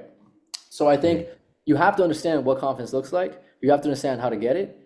And you're absolutely right about this idea that it's about not being afraid of the outcome, not necessarily knowing you're going to succeed. It's more like, or in a way, it is knowing you're going to succeed, because from your frame of mind, succeed to win is to just either gain experience and knowledge and learn from it, or to get the girl, or to get the date, or to get the whatever the hell the thing is. Once you have a mindset that no matter what I do, as long as I take action, I'm succeeding, then nothing should fear you, right? And I tell guys that all the time. Final thing I want to say, and I just want to drop as much value as possible. Final thing I want to say is, in my opinion, the number one action that will get you the most confident is the one that scares you the most. So the game of how to get as quickly as confident as possible is to ask yourself really genuinely, what scares me the most? And then you do that thing, and then you do the thing right below it, and you just keep going. And sometimes the thing that scares you the most is so scary, so you just got to go a little bit down the list. And for most guys, approaching is what scares them the most. And that's why I've realized pickup is such a great way to build self-confidence. Yeah. Yeah, I think that's huge. Like, the one mindset that I would always tell myself, this was just like a rule I had for myself when I was working on this, was I actually got it from Max with RSD, like way back in the day, like 2016. And one of the things that he said in a video was, if I feel resistance, I have to do it. Mhm. And that goes for anything. It doesn't even have to be talking to girls. Like, I've had times where I'm feeling super depressed and like I'm so depressed I don't want to get out of bed and like go to the bathroom or something. I just want to sit there and watch TV. I'm stuck. I feel stuck. If I feel resistance to that, the best way to get myself out of that is like, okay, well, I'm gonna get up and I'm gonna go to the bathroom. Or like, I'm gonna get up and I'm gonna make myself a meal. Or I'm feeling a lot of resistance to even going and leaving the house, and like I gotta go renew my registration on my car or something. I'm gonna go do that. And then I would feel good after because I had resistance to something. And then eventually that does actually feed into like actually approaching or actually talking to people. One thing that I think is super underrated when you're getting into starting to approach and you have that resistance is, if you feel resistance at all, even if it's something that like doesn't directly lead to an approach, it's actually still good, even if it's not affecting like the outside world. So one thing that I have had guys do, this is more of a recent thing that I realized works really well, is if you have a guy that's super self-conscious, like they feel like it's so weird to even say good morning to someone. They're like, that's so fucking weird. Have them walk past people, and then after they pass them, they like mumble under their breath, good morning. Like after. So like there's no way the person even hears it at all. But it's like the action of I feel resistance to even saying hi. Have them do that like 3 or 4 times, and then they'll be able to quietly say it when they're like in front of the person. And then they'll be able to speak a little louder. And you just build it up to where like, I mean, in 30 minutes, you could have a guy that's like never said hi to a stranger in his entire life, like opening and giving compliments and like actually starting to like progress up that ladder. I found that that's like really like powerful. Any sort of resistance that you can push through, even if it's not related to like game or women or talking to girls, like any resistance that you can push through, I think is good because it starts to stack some momentum. And to add on to what Tim was saying, yeah, every action you do is going to contribute to you heading towards a certain direction. Now, it's up to you to decide whether that action contributes to you being more of a net negative, net positive, whatever it is. You deciding to have, let's just keep it technical, keep it game to be easier to compare. Yeah, you not taking the approach, well, that adds 1% to you towards being not the approach guy, not the guy that's going out of his way to talk to people, not the social butterfly. You saying having a short 5 second conversation with the cashier as she's checking you out, like checking you out the store, taking the cash and all that. That's you moving 1% closer to being the social guy. So it's just up to you. Little things like that every day have a huge compound effect. Yeah. One thing actually, I want to go back to what we were talking about earlier with like the disadvantages thing. I just want to like inject something about that. So I think when you have a disadvantage, like being short or like being like a big one is like a lot of my clients are Indian. It's like 30% of my clients or something. And the biggest thing is like, oh, girls don't like brown guys or whatever. Or I have an accent and like that's an issue and like it gets in the way. And one thing that I have to say about a lot of this stuff is when it's kind of adding on to what Denton says. When you go up to a girl and you act and you have the behaviors, not acting like you're faking it, but you have the behaviors of somebody that is really confident in himself, where it's like, I'm the shit and I'm acting like I'm the shit, and that as how I'm being perceived. But you have these obvious, like quote unquote, obvious like flaws about you or whatever that puzzle piece that she sees of who you are as a person, women are always like extrapolating what they see in front of them into what's it going to look like in the future. They're always like building a bigger picture. And so you can think about it like they're taking this very small image and they're expanding it into this big image of who they think you are. So if you go up and you start talking to her and you're very, very confident and you're passing shit tests and everything, and you're short, she's gonna be like, who the fuck is this guy? There must be something crazy about this guy. Like this guy must be fucking awesome if he's this confident and he's short. Or if he's this confident and he's talking like he's doing IT in Bangladesh, like you have this crazy thick accent. Like, how is he so confident with this? And it's like, well, that's because you're painting this huge picture of in her head. The story that she tells herself about you with like the pieces that you're like feeding her that she picks up on through talking to you through like genuine, authentic, and like confident communication. That's gonna be so much more attractive than you actually like listing out all the value that you have. It's gonna be so much better.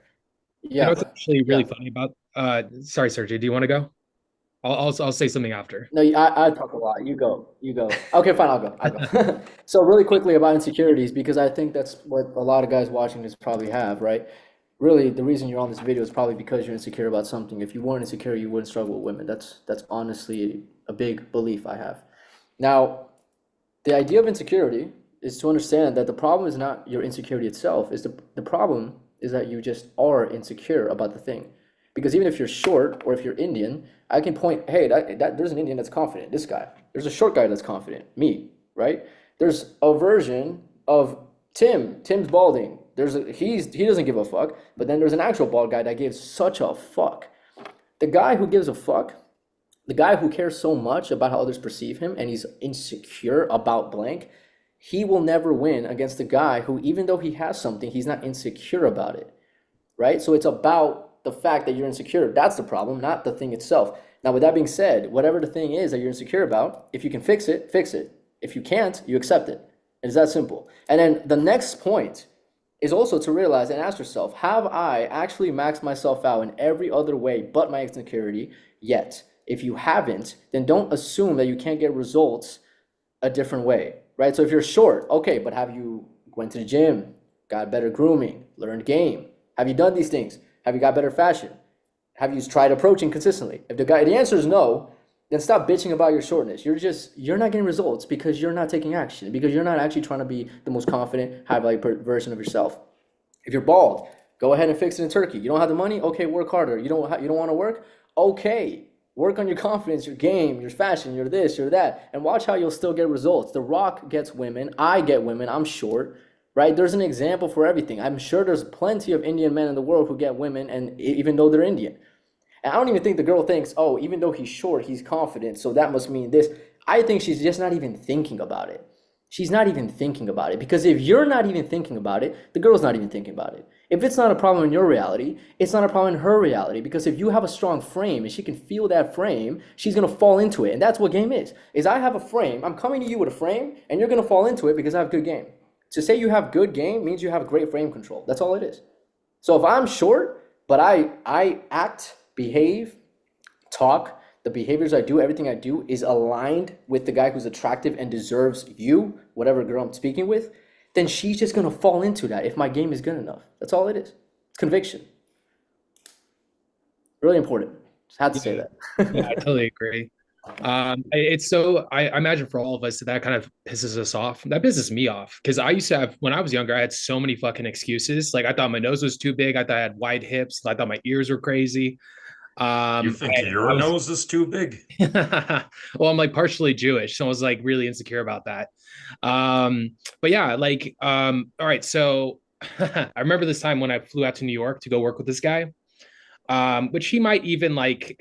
Yeah, I thought that he comes to me and he's like, I think it's because I'm Asian and it's not really working out. I've had this happen a lot. I've had this happen dozens of times. Then I meet up with the client in person, speaking too fast, jittery, can't hold eye contact, speaking a million miles an hour. And it's like, dude, try working on these things first before you make the excuse of your height or your race being the problem. Like a lot of you guys are getting caught in the weeds with shit that doesn't matter, and you guys are hurting your fucking results when you guys should be focusing on that which you have control over, not that which you don't. Anybody's ever been successful in any field will tell you focus on that which you have control over. I'm not going to give a fuck about like tariffs or something like that if I can't change it. I'm not going to care about the fact that, I'm like, I don't know, like you got to focus on shit that you have control over. And I think that's something that a lot of guys really, you guys like focus so much on the shit that you don't have control over. You guys completely are blind to the things you do have control over, which is so much shit. There's so much shit you guys can do to change your results. And you guys are just like blind to it because you guys are trying to put on the blinders. Like for me personally, when I first started in this, and this is actually going to probably be the same thing for a lot of you guys who are new to this. There's different plateaus to getting good at this and to improving. And one of the first ones is what I call the catch-22. So there's some naturals. We probably all have our natural friends, who are just fucking always been incredible with women. One of mine, his name is Ray, fucking unbelievably good with girls. Like I've never seen anything like this. This guy will like have a girl like telling him off and then like 2 minutes later making out with him. He'll steal like I've seen him steal girls off boyfriends. He's a little bit. I've worried about him at times in that regards, but he's crazy. But see, he had the dominoes fall in the right way his entire life, where it's like, my mom hugged me a lot. The girl that I approached on the playground kissed me, and like all the dominoes fell the right way. But for most of us, that's not how that went. For most of us, we got rejected at some point, and then now we don't believe in ourselves. And so the catch-22 is this: when you approach a girl, you have to act like Ray, you have to act like our natural friends without ever actually having the dominoes fall the right way. You're somebody that started off in this, like not believing he's sexy. Now you got to pretend and act like you're a guy who believes that he's sexy. You have to believe you're sexy before she believes you're sexy. And so actually something Sergio mentioned, taking actions over time. I think consistent actions, my very first form of proof in this, that my first like almost confidence boost was I was the only guy in my city that was going as hard at this. I was the only guy going out sober, approaching like 10 to 15 people a night. For 3 months, I got rejected. Like just straight up like eviscerated for 3 months. But at the end of those 3 months, I remember I was looking at myself in the mirror and I was about to cry. I was like, I was just fucking obliterated. I'm like, fuck that shit, dude. I'd put in so much unbelievable effort into this. I deserve to be confident. That was actually the big flip for me. I made out with 2 girls that night. It was like up to that point, the most successful night I ever had. It was a big turning point for me. A lot of you guys just need to take consistent action over time. You guys need to stop focusing on like stupid fucking shit. It's about action. It's about straight up action over time. You'll develop the confidence. You'll find a way to get there. Stop catching yourself up in the weeds. Yep, real shit. I think that's. I hope this part right here that we just said is probably the most valuable thing for everyone to watch. I think because it's the number Catch one problem for 22. everyone. Yeah. Catch 22. It's like I forgot how I was gonna word it, but it's like you have to prove to yourself that you're attractive first. And if just like I'm basically just describing what you already described, but you really just have to prove to yourself first that you're worth what you should deserve and that you're attractive and so on, which is kind of ironic because there are just guys stuck in that loop of where they do believe they're not attractive, so therefore they never do anything about it in the first place. So they fall into the trap of never getting past that catch 22, I suppose. Yeah, and what's really interesting about that is the way I look at it is basically so many people are just so dominated by their own thinking, and essentially their past is creating this identity, and they're attached to this identity, right? Whether you were bullied or you were this or your girls rejected you in the past, you're letting that determine who you are currently, and you're letting that determine your actions, and thus you're letting that make your future. And that's the biggest problem with guys with anything, literally with anything. However, when it comes to pickup, it is the number one problem by far. And I always tell guys, I'm like, hey, when a guy says something negative, like let's say he approaches a girl and then he comes back and he's like, yeah, she rejected me. The instant thing I'll tell him is like, hey, bro, like you're doing that negative self-talk again.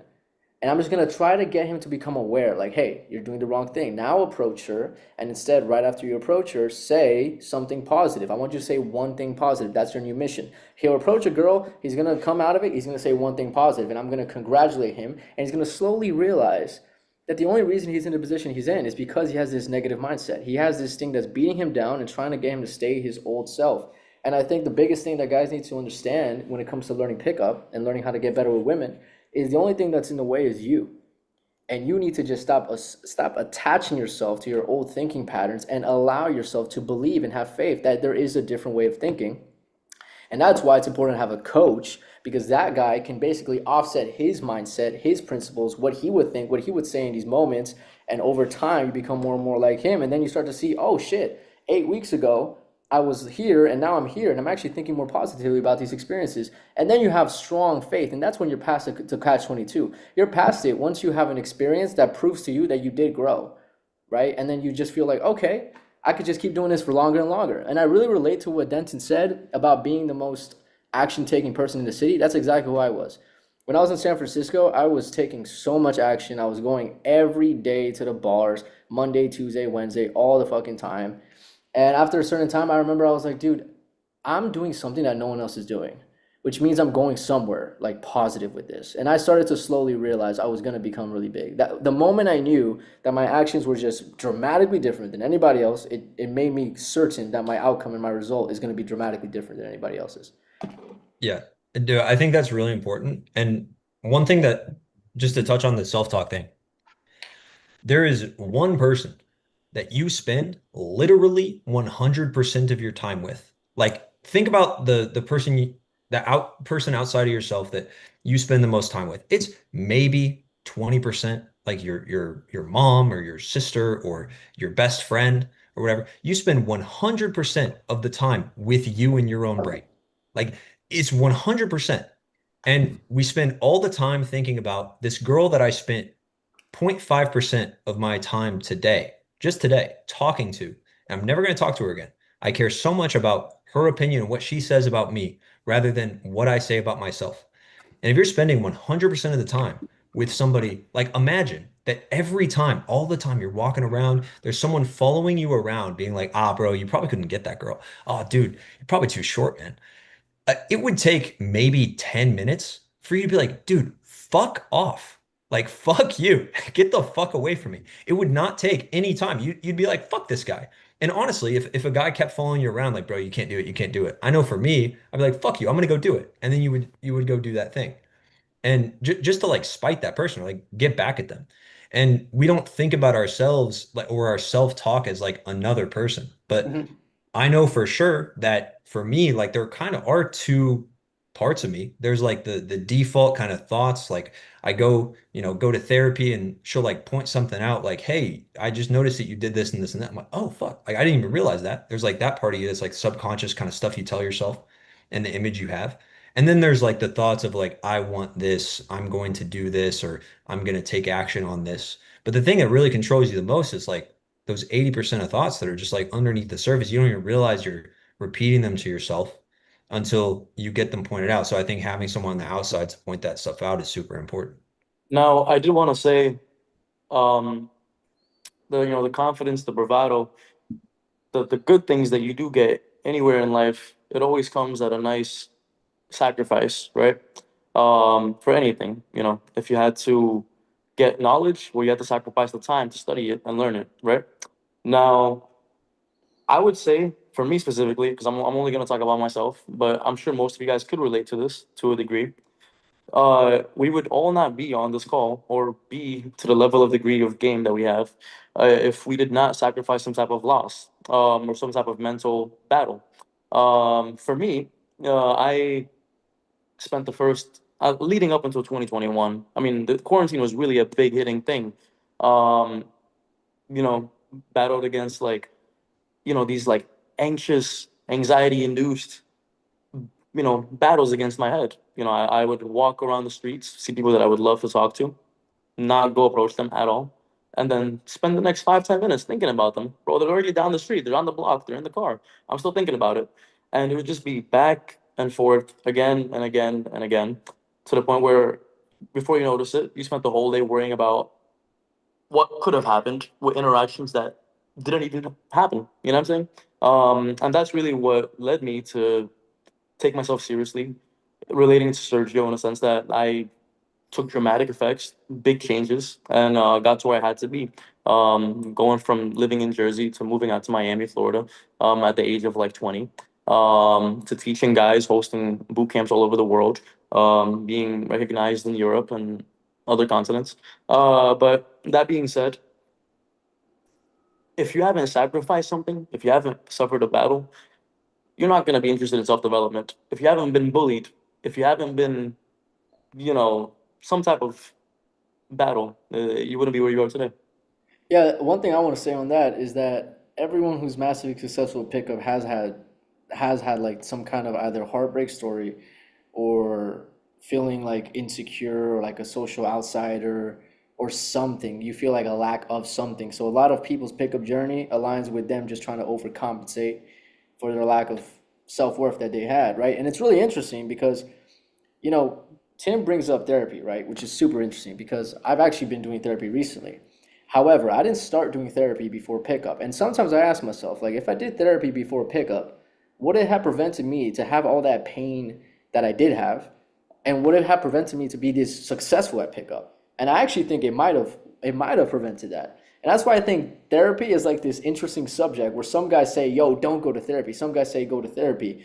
I know that's not even the discussion we're trying to talk about, but I love how much overlap there is with the idea of like your self-worth, your trauma, and what you've been through in your life, and how much success you have, and how much overcompensation you try to do. And I find it just super interesting, man, because I was the guy that was rejected all the time. I was definitely bullied in high school a lot. I was an outsider throughout my whole life. I always kind of felt different than people. And I didn't even notice all of that was like traumatic experiences until I got older, until after this whole game thing. And it's funny. I'm like proud of the pain that I've been through. And I think a lot of guys, the only reason they're not where we're at, where they're not successful with women, is because either one or two things. They don't have enough pain, they don't, or two, they don't blame themselves for what they've been through. It's one of those two. Either they're lying to themselves, like it's just because I'm short, it's just because of this, or they don't have enough pain. And that's why everyone here has that one friend in high school or eighth grade, and he was really handsome and he had all the women, right? Back then. But now, where is he at? He doesn't have them, or he's not as successful as us. I know a lot of guys like that, and the way I tell myself why he's in the position he's in is because he just doesn't have enough pain. He just doesn't. And thus he never felt the need to overcompensate, and thus he never became aware of this thing that we call game and pickup and self-improvement. Yeah. All No, right, I gotta start wrapping this up a bit. I got a quick question to put you on the spot, Charisma King, and anyone else who cares to answer this. What are your reactions to John Anthony Lifestyle being removed from YouTube? Someone was asking in chat. It's funny. If anybody ever comes to me and says they really enjoy him, fuck yeah. Like honestly, I'm kind of like very all right. So I used to sell cars when I was younger, and I don't think it's ever good to talk. Obviously, him and me don't get along. I think that he's an evil guy. I think he's a bad dude. And he goes against everything. Like I'm very passionate about this. I love this so much. And I think that when you're a shitty, like swarmy coach and they come to you trusting you and then you break that trust, that person's never coming back to this. You just cut off like an entire branch of self-improvement and a route for that person to potentially improve their quality of life. And you just broke trust with them. They're never going to trust another coach again. They're never going to trust this content again. They're going to assume it's like a bunch of charlatans when it's just like one fucking evil dude. I'm telling you, I can't say everything because I'm not sure how much of it is true. I've heard too much from older coaches and I've heard too much from like ex-clients of his. And I don't, obviously it's like hearsay, but it's if half of it is true, like, oh my fucking God, it was a good thing he got taken down. He's not a good person. I got one thing to say about him. So, yeah, a lot of guys know about him because for those who don't know, I didn't even know he got taken off YouTube, but he was a pickup coach that was on YouTube, and his main strategy was basically to talk shit about other coaches, right? That was like his biggest thing. Better said, that's why you're bringing him up, because he's controversial for that reason. Now, he actually talked shit about Coach Kyle, who was my mentor, and I think that's fucked up because I know Kyle's a good guy. He talked shit about Charisma King, and I know Charisma King's a good fucking dude. It's like, what the fuck? Like, why are you talking shit about people who are good people? We're just trying to help people. Like, I thought we're all in this together, right?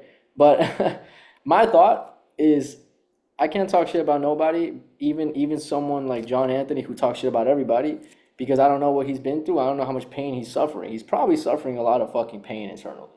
I don't think you could be that happy and talk so much shit about people. I mean, imagine if that was your day-to-day life. You got to literally go on camera and talk shit about somebody who never did anything bad to you. How can that make you live a happy existence? I don't think it can. So me personally, I know he's going through some shit, and all I got to say is I hope you get better, bro. That's it. Yeah. I mean, so for me personally, like I do know I have one friend who went through his online program and actually got results. He lives with his girlfriend that he met through the program. Cool. I will say though, if anybody that is watching this uses like dark Machiavellian tactics to get women, you are a piece of shit. Like kind of straight up. Like if you're using dishonesty, I mean, the furthest you should ever go is like maybe, you can embellish a story or whatever. You're like not a bad person. But if you're actively using things like alcohol or overtly lying to girls to sleep with them so you can get a 1500 body count or whatever, then yeah, you're kind of a shit person. And I'm not saying that to judge you because I think when I was 19, I absolutely was like, oh, fuck it, bro. I want to get results. And like, I know I'm not a bad person. So if I lie to get this girl in bed, like, it's fine because we're both having a fun time. But that's not really true. Like, you need to, like, if you're okay with it, then, because I was not always the most honest person when I was like growing up because I learned to lie very early on because it kept me out of trouble because I would forget homework or whatever. And I realized that over time, it kind of eats away at who you are as a person. And if you're using these kinds of tactics, really just try to like be self-aware about that and be like, man, I do have kind of a dark side, and just try to channel more of like the more positive, like honest side of yourself. And long term, you will be a lot better. You'll be a lot better off. Life will be a lot better. You'll be a lot happier. And I know everyone gave their input, so I also feel the need to go on this topic. Um, what I do have to say is, in a really understated metaphor, or whatever, um, you got a can opener and you got a can, right? Now, the way everyone on this call, coach, we coach the majority of men, and the right way to do things, use the can opener to open the can. Now, what he was doing was basically, take this knife, it's razor sharp, use a hammer, and try to open that. Um, will it get open for some people? Yeah. Will it? Is there a high possibility you hit the can and it hits you in the arm and you bleed? For sure. But where am I going with this? Basically, we're all in this together, and our mentality is we're teaching the generation to be fathers, to be proper men that you can rely on, whether you want a family or not. You want to be dependable, and you want to be independent. Using tricks and lying and getting a 2,000 body count, and you know, it, who does it really say about you? It doesn't really get you nowhere, and it doesn't benefit the world. It definitely doesn't add any good karma to the world. So, will that karma bite you back? I don't know. I'm not the one that's gonna judge, but yeah. Yeah, he's Or he's well, I was actually just mentioning this in the comments. If like, and I used to do it too. Like I tried really heavy, like heavy canned, heavy sales tactic type manipulative style of game, just for the like my sole purpose was to close the fucking deal type shit. And what I realized was that it draws to you a certain type of person. If you're coming from a manipulative headspace, the type of girls that it works for long term are usually the girls that are really dark themselves. They're usually the girls that are going to falsely accuse you of rape, manipulate you, isolate you. They probably have BPD, bipolar. They're probably narcissistic. They have a litany of mental disorders that are going to come back and like honestly weigh you down as like an individual if you date one of these girls. They're really cool, like very high quality, attractive girls. What I've noticed is they like authentically cool guys. Like they're super into fucking authentically cool guys. They don't like the fake shit. And like a guy's high enough value, I don't see the point in being manipulative. Actually, like by trying to even push buttons, sometimes it like I think like there's a place and time for it for a lot of people. But yeah, that guy John Anthony. Like I'll put it this way: if your entire purpose is like my value is based on how many girls I fuck, like that's the only thing. Like you're gonna do some pretty seedy things to get there. Like I won't say fully what like, but yeah, if your only purpose is to like fuck as many girls as possible and that you have no morals any which other way, it's going to create some problems. Like I talked to Ice White about some of this. Ice White knows what I'm talking about. How much of this should I even mention this or should I like keep it to myself? oh, what was it? Again, it's hearsay, but uh he would it's actually from my old mentors. He told me about this. Yeah, just be aware, he's gonna Trying to probably sue look me. at Yeah, stuff like he's this and tried to then sue me so many want to times. sue you and shit. I know that's his, but like But it's your opinion, right? So which that was oh his defense all I'm the not time saying when it's he true or made not. videos. It's just like, and this is like one of the small little drops in the pond of like crazy shit I've heard about this guy. Um, they one of their big, actually, I'm not even gonna say it. I'm gonna I'm gonna keep it kind of low key. The guy's off YouTube, and it's not. I don't want to kick like a man while he's down. He honestly might have a big learning lesson from all this, and he might grow up. And if I put a lot of shit out there, he might not have a chance at redemption. Maybe he's Well, gonna we be hope he a better guy. redeems himself. Yeah. Yeah. After all, he was the most pro transgender dating coach there was, so it'll be a 2018 positive to Poland. have Yeah, a you know learning what's curve there. interesting? What's interesting about the whole like lay count obsession pickup mind, right? Is like I think all of us probably were a bit more in that direction than we are now, and with Monkey experience, brain, yeah, monkey with brain, fuck experience, everything. for real. Because I remember when I first got into pickup, I was like, I just want to get good at game. I just want to get this, like this is so cool, so interesting. As I did it more and more, it became more of this thing of like, oh, I'm becoming more confident. I feel more myself. I feel more happy. I'm making people laugh more. This is so fun. I'm talking to this random lady at the bar who I'm not even trying to have sex with, but this was just a fun conversation. And the more you go into game, you go less from I'm just trying to fuck everything to, you know what, sex is cool and all, but it's just one part of life. And the actual meaning of life and the best part of pickup is just being able to connect with people and express yourself fully. And that's the best thing about pickup. That makes you Yeah. better with women too, which is like the contrary belief. You're like, if I only like I need to like get laid, but it's like the second you let go of it, you get laid tenfold more. And that's the Yeah. craziest thing, actually, because once you reach past this point where you actually don't really want sex that bad and you're actually okay with it, you've already had enough sex, and you actually just like connecting and vibing with people, then you get as much sex as you could possibly want. But ironically enough, once you're at that point, you really don't even want that much sex because it actually lowers your self worth at a certain point. Ironically enough, it's like this Yeah. inversion. And then one last thing I'll let us wrap up, but one last thing I'll say about that is that when you do have that lay count obsession, and I know this because I was fucking lay count obsessed for, the first like whatever, 50, 70 lays or whatever in a pickup. And I'm like, oh my God, like counting and shit. Yeah. You will, it's not that you will do it's not that you're aware you're doing sleazy shit to get laid, but you will justify and backwards rationalize why it's okay to say certain things or do certain things, or you'll overlook certain stuff because you need to get laid so fucking bad for your own self-worth that you will ignore just random shit that looking back on it's like, oh man, like I really didn't even want to do that. Or like I will rationalize lying about something when I could have just been honest and probably gotten laid anyway, but I could have just been honest and it would have been a lot better and healthier of a situation in general. I think that's the scariest part about the lay obsession is that you turn into like a shittier person without even realizing it. You think that you're still who you were when you started, but you actually aren't. You're kind of like rationalizing all this like shitty behavior. I think it can be really scary. So yeah, if you're kind of like lay account obsessed, then just be aware of that I because it's I very easy to I fall into that got trap. I got a sales job metaphor for this. So when I started working in sales, there was a manager of a partner company, and he was just giving me sales recommendations. I was pretty good at what I was doing over time, but this was the very start of it.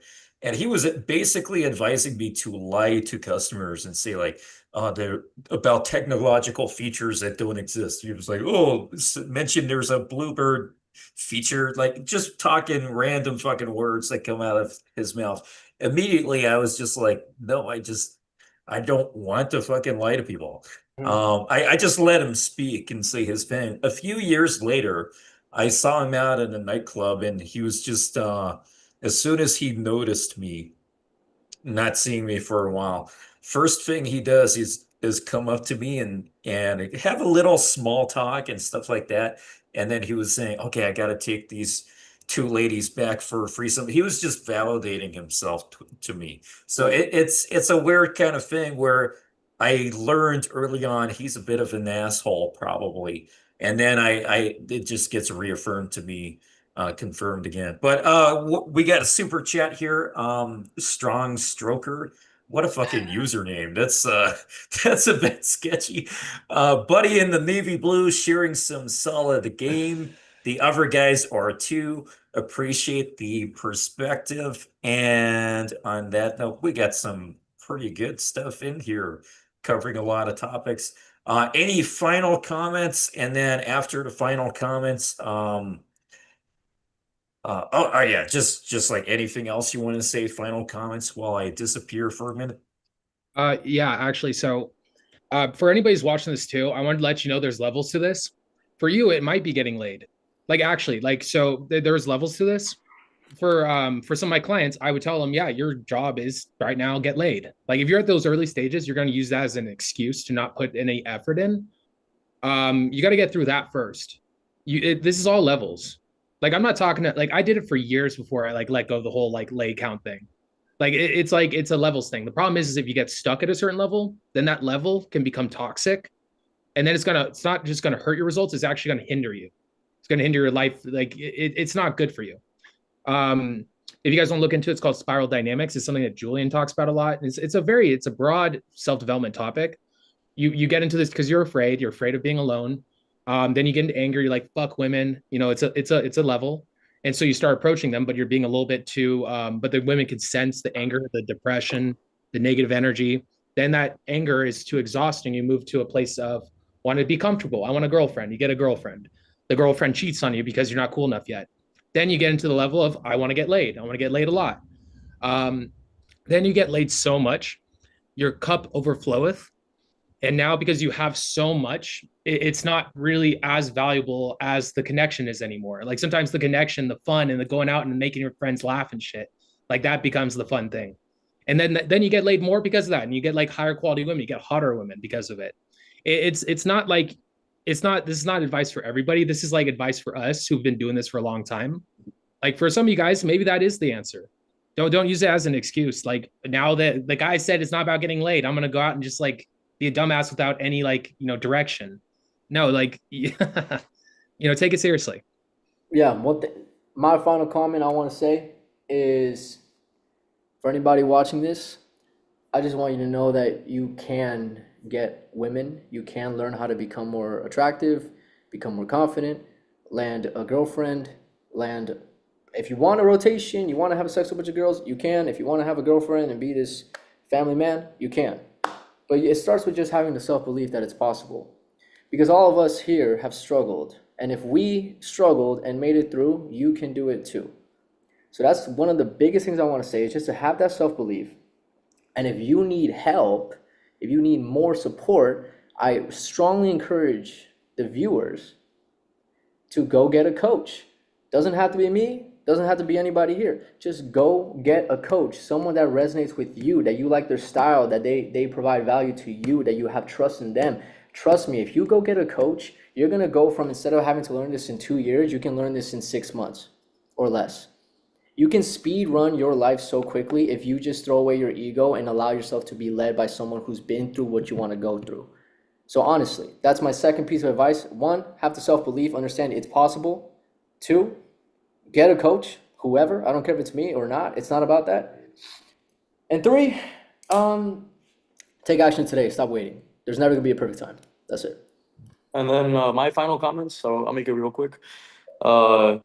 Adding on to what Denton and Sergio said, there's levels to it, and it is a game. I mean, it's called the game. You know what I'm saying? And in the beginning, you will be called antisocial. You probably will get bullied in school. Hey, that kid's antisocial. That guy doesn't have a friend group. And then once you actually start taking action, oh, that guy's creepy. That guy's way too creepy at women. But whatever. And then after you actually get good at women, oh, he's a fuckboy, playboy.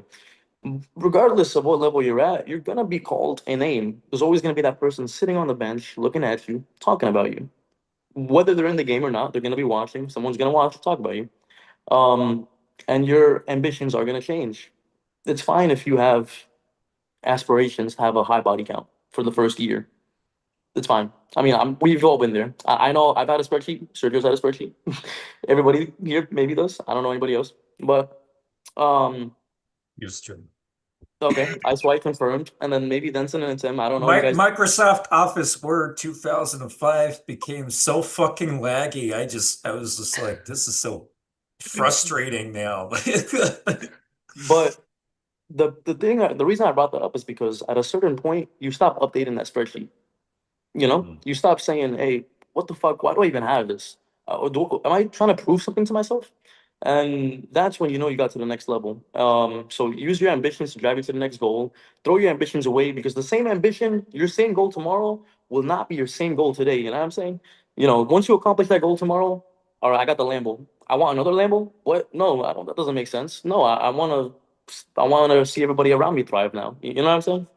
So there you go. Yeah. Yeah, I think I'll use my final statement to talk about, I guess, like the levels as well. Because I think, there's the levels also come with struggles. You can kind of look at this journey as, every coach, we're going to pitch massive transformation in 3 months. And that massive transformation will actually happen. Like, you will get a transformation if you get coaching or go through some program or do a course or whatever. But for me personally, it was not I got amazing at this in one session of working on it. I had one goal that I wanted to get to the point where I was really confident with getting dates and attracting women and getting laid. Like that's what I wanted. And I got there like relatively quickly. And then the next goal was I want to get better at attracting higher quality women. And then the next goal might be I want to retain a relationship. And then that relationship ends and like, okay, now I'm going to go really hard at the game stuff. And so those levels, they all come with their own struggles. Like I remember literally times where like in probably like my second kind of phase where I was really trying to level up my game, I'd like park outside the bars on the street. I'd see girls in hot dresses. They'd be so hot. And I like almost started crying because I was like, there's no fucking way I could possibly talk to these girls. They're so fucking hot, dude. They're so out of my, I could never do this. And at that point, I felt like I could never get to where I wanted to be. I felt like I would never move on from that point. I would never go to the next level. But if you are feeling that, then that is part of it. And it might not feel good in the moment, but if you feel that like extreme pain or like this is never going to happen for me, that is honestly a sign that you're on the right track and you're going through that process because then you're going to get to that next level and you're going to have the same exact feeling just about something slightly different that's related to this next goal and then the next goal. But yeah, like Sergio said, like the main thing is to start taking action and view that those really negative kind of low points that you hit as okay, cool. Like this is part of the process. If you're not feeling any pain, if you're not feeling like, man, there's a difference between feeling stuck and like you're not doing anything and I can't make myself move and feeling like none of this is fucking working. If you feel like none of this is working, then you're probably actually doing the right thing. You're just not good enough at it yet. You haven't done it enough. Like if you're like, oh man, I've been approached 100 times. I've gotten one date. What the fuck? It's like, yeah, bro, I approached 100 times and I got one instant date out of it too. Like that's just how it was. So if you ever feel like it's not working, this doesn't work, this fucking sucks, I'm gonna quit. If you keep going just for a little bit longer, you're usually right on the edge of breaking through that next plateau. Pretty perfect. I'm not sure if this part is necessary because we normally do this for this kind of format, but if you guys have any closing statements about Rizz versus Game versus Rizz, try to keep it 1 minute or less. But if you guys have any conclusions about Game versus Rizz, now's the time for that. Yeah, so I mean, yeah, I can go. I think if you're a beginner and you're just getting into this and you're stumbling upon this because you're realizing, man, there's actually levels to this, then just watching Rizz content as like inspiration to just get started talking to girls and approaching and trying to get better at talking to girls, go through that phase of like, I'm just shooting my shot as much as possible so I can just gather data and try to learn before you start structuring it and get into real game. Like you really don't need to get that deep into game to get pretty good with girls. Like Sergio said, I think all of us at some point we're just overcompensating because we felt like we weren't good at girls and we got really obsessed with it. Like that's most of us. So if you don't want to get insanely good, you don't need to get super structured and into game. Rizz is a really good entry point, but at some point you do need to start looking at yourself as like, okay, how can I improve like the product of who I am as a guy, how attractive I am, and start structuring my interactions better. Yeah, my closing statement is, um, if you actually want to learn how to do pickup, and that's actually something you want to learn, then go on YouTube, search up pickup, cold approach, day game, night game. Search up whatever you want to learn, but sit down and learn instead of just going on Reels, TikToks, and just frying your brain. Which honestly, no man should be consuming content at all unless it's related to something you want to improve at. And in my opinion, if you want to get better at game, just literally sit down and watch a YouTube video. Why not? That's my thoughts. That's my personal belief on it. When I wanted to learn a game, I didn't just go on TikTok and start watching a bunch of fucking bullshit. How much is that gonna actually help you? If that was helping guys, then everyone would know game. But nobody knows this shit. Right? So what's viral is not what's good. That's really important. Viral and depth usually are actually quite different. And usually sometimes, and this reminds me when I went on Charisma King's channel a long time ago. I remember watching his content. I was like, yo, this is so good. This is so good. He's so real. I really like what he's talking about. but he didn't have that many subscribers. And I used to like not understand that, but now as a content creator, I get it because views and subscriber count does not equal your value.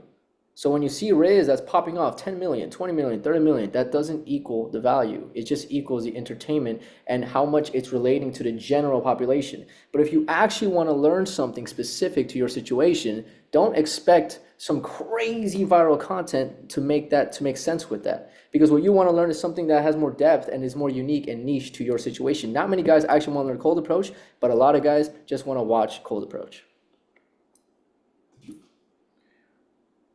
All right.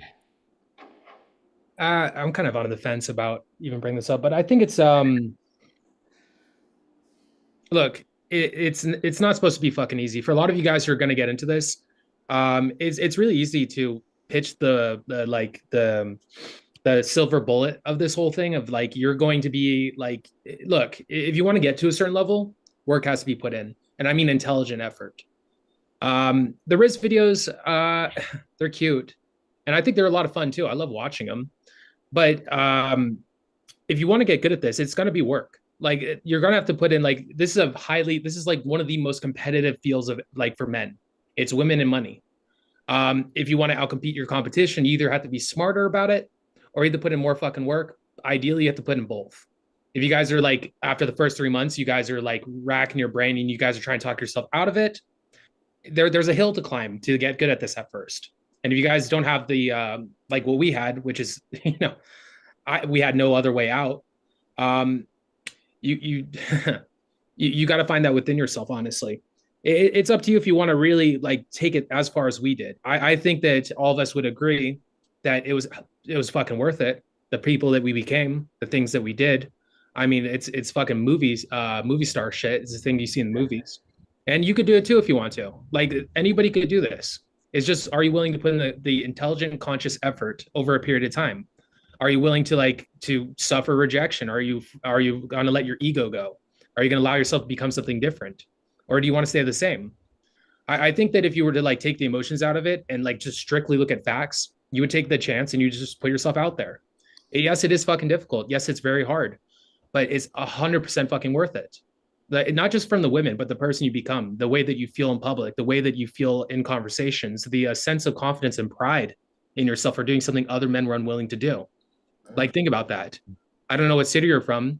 I have a lot of clients in New York. I got some guys, Austin, Texas. I got some guys in Europe. None of the guys in their cities are putting the effort that I'm putting them through. All right. Like, if you want to get different results, you have to put in different type of effort. And my final statement is game is game. That's all I gotta say. Simple enough. Already love it. Thanks for dropping in. We didn't know where this was going, but this was genuinely fascinating. We'll see what happens long term, but definitely a fascinating conversation. Thanks for dropping in. And as I always say at the end of a video, game on. I don't think a Rizz on would make sense, but game on. Catch you guys on the other side. All right. Good shit. That was There we cool. go. That was cool.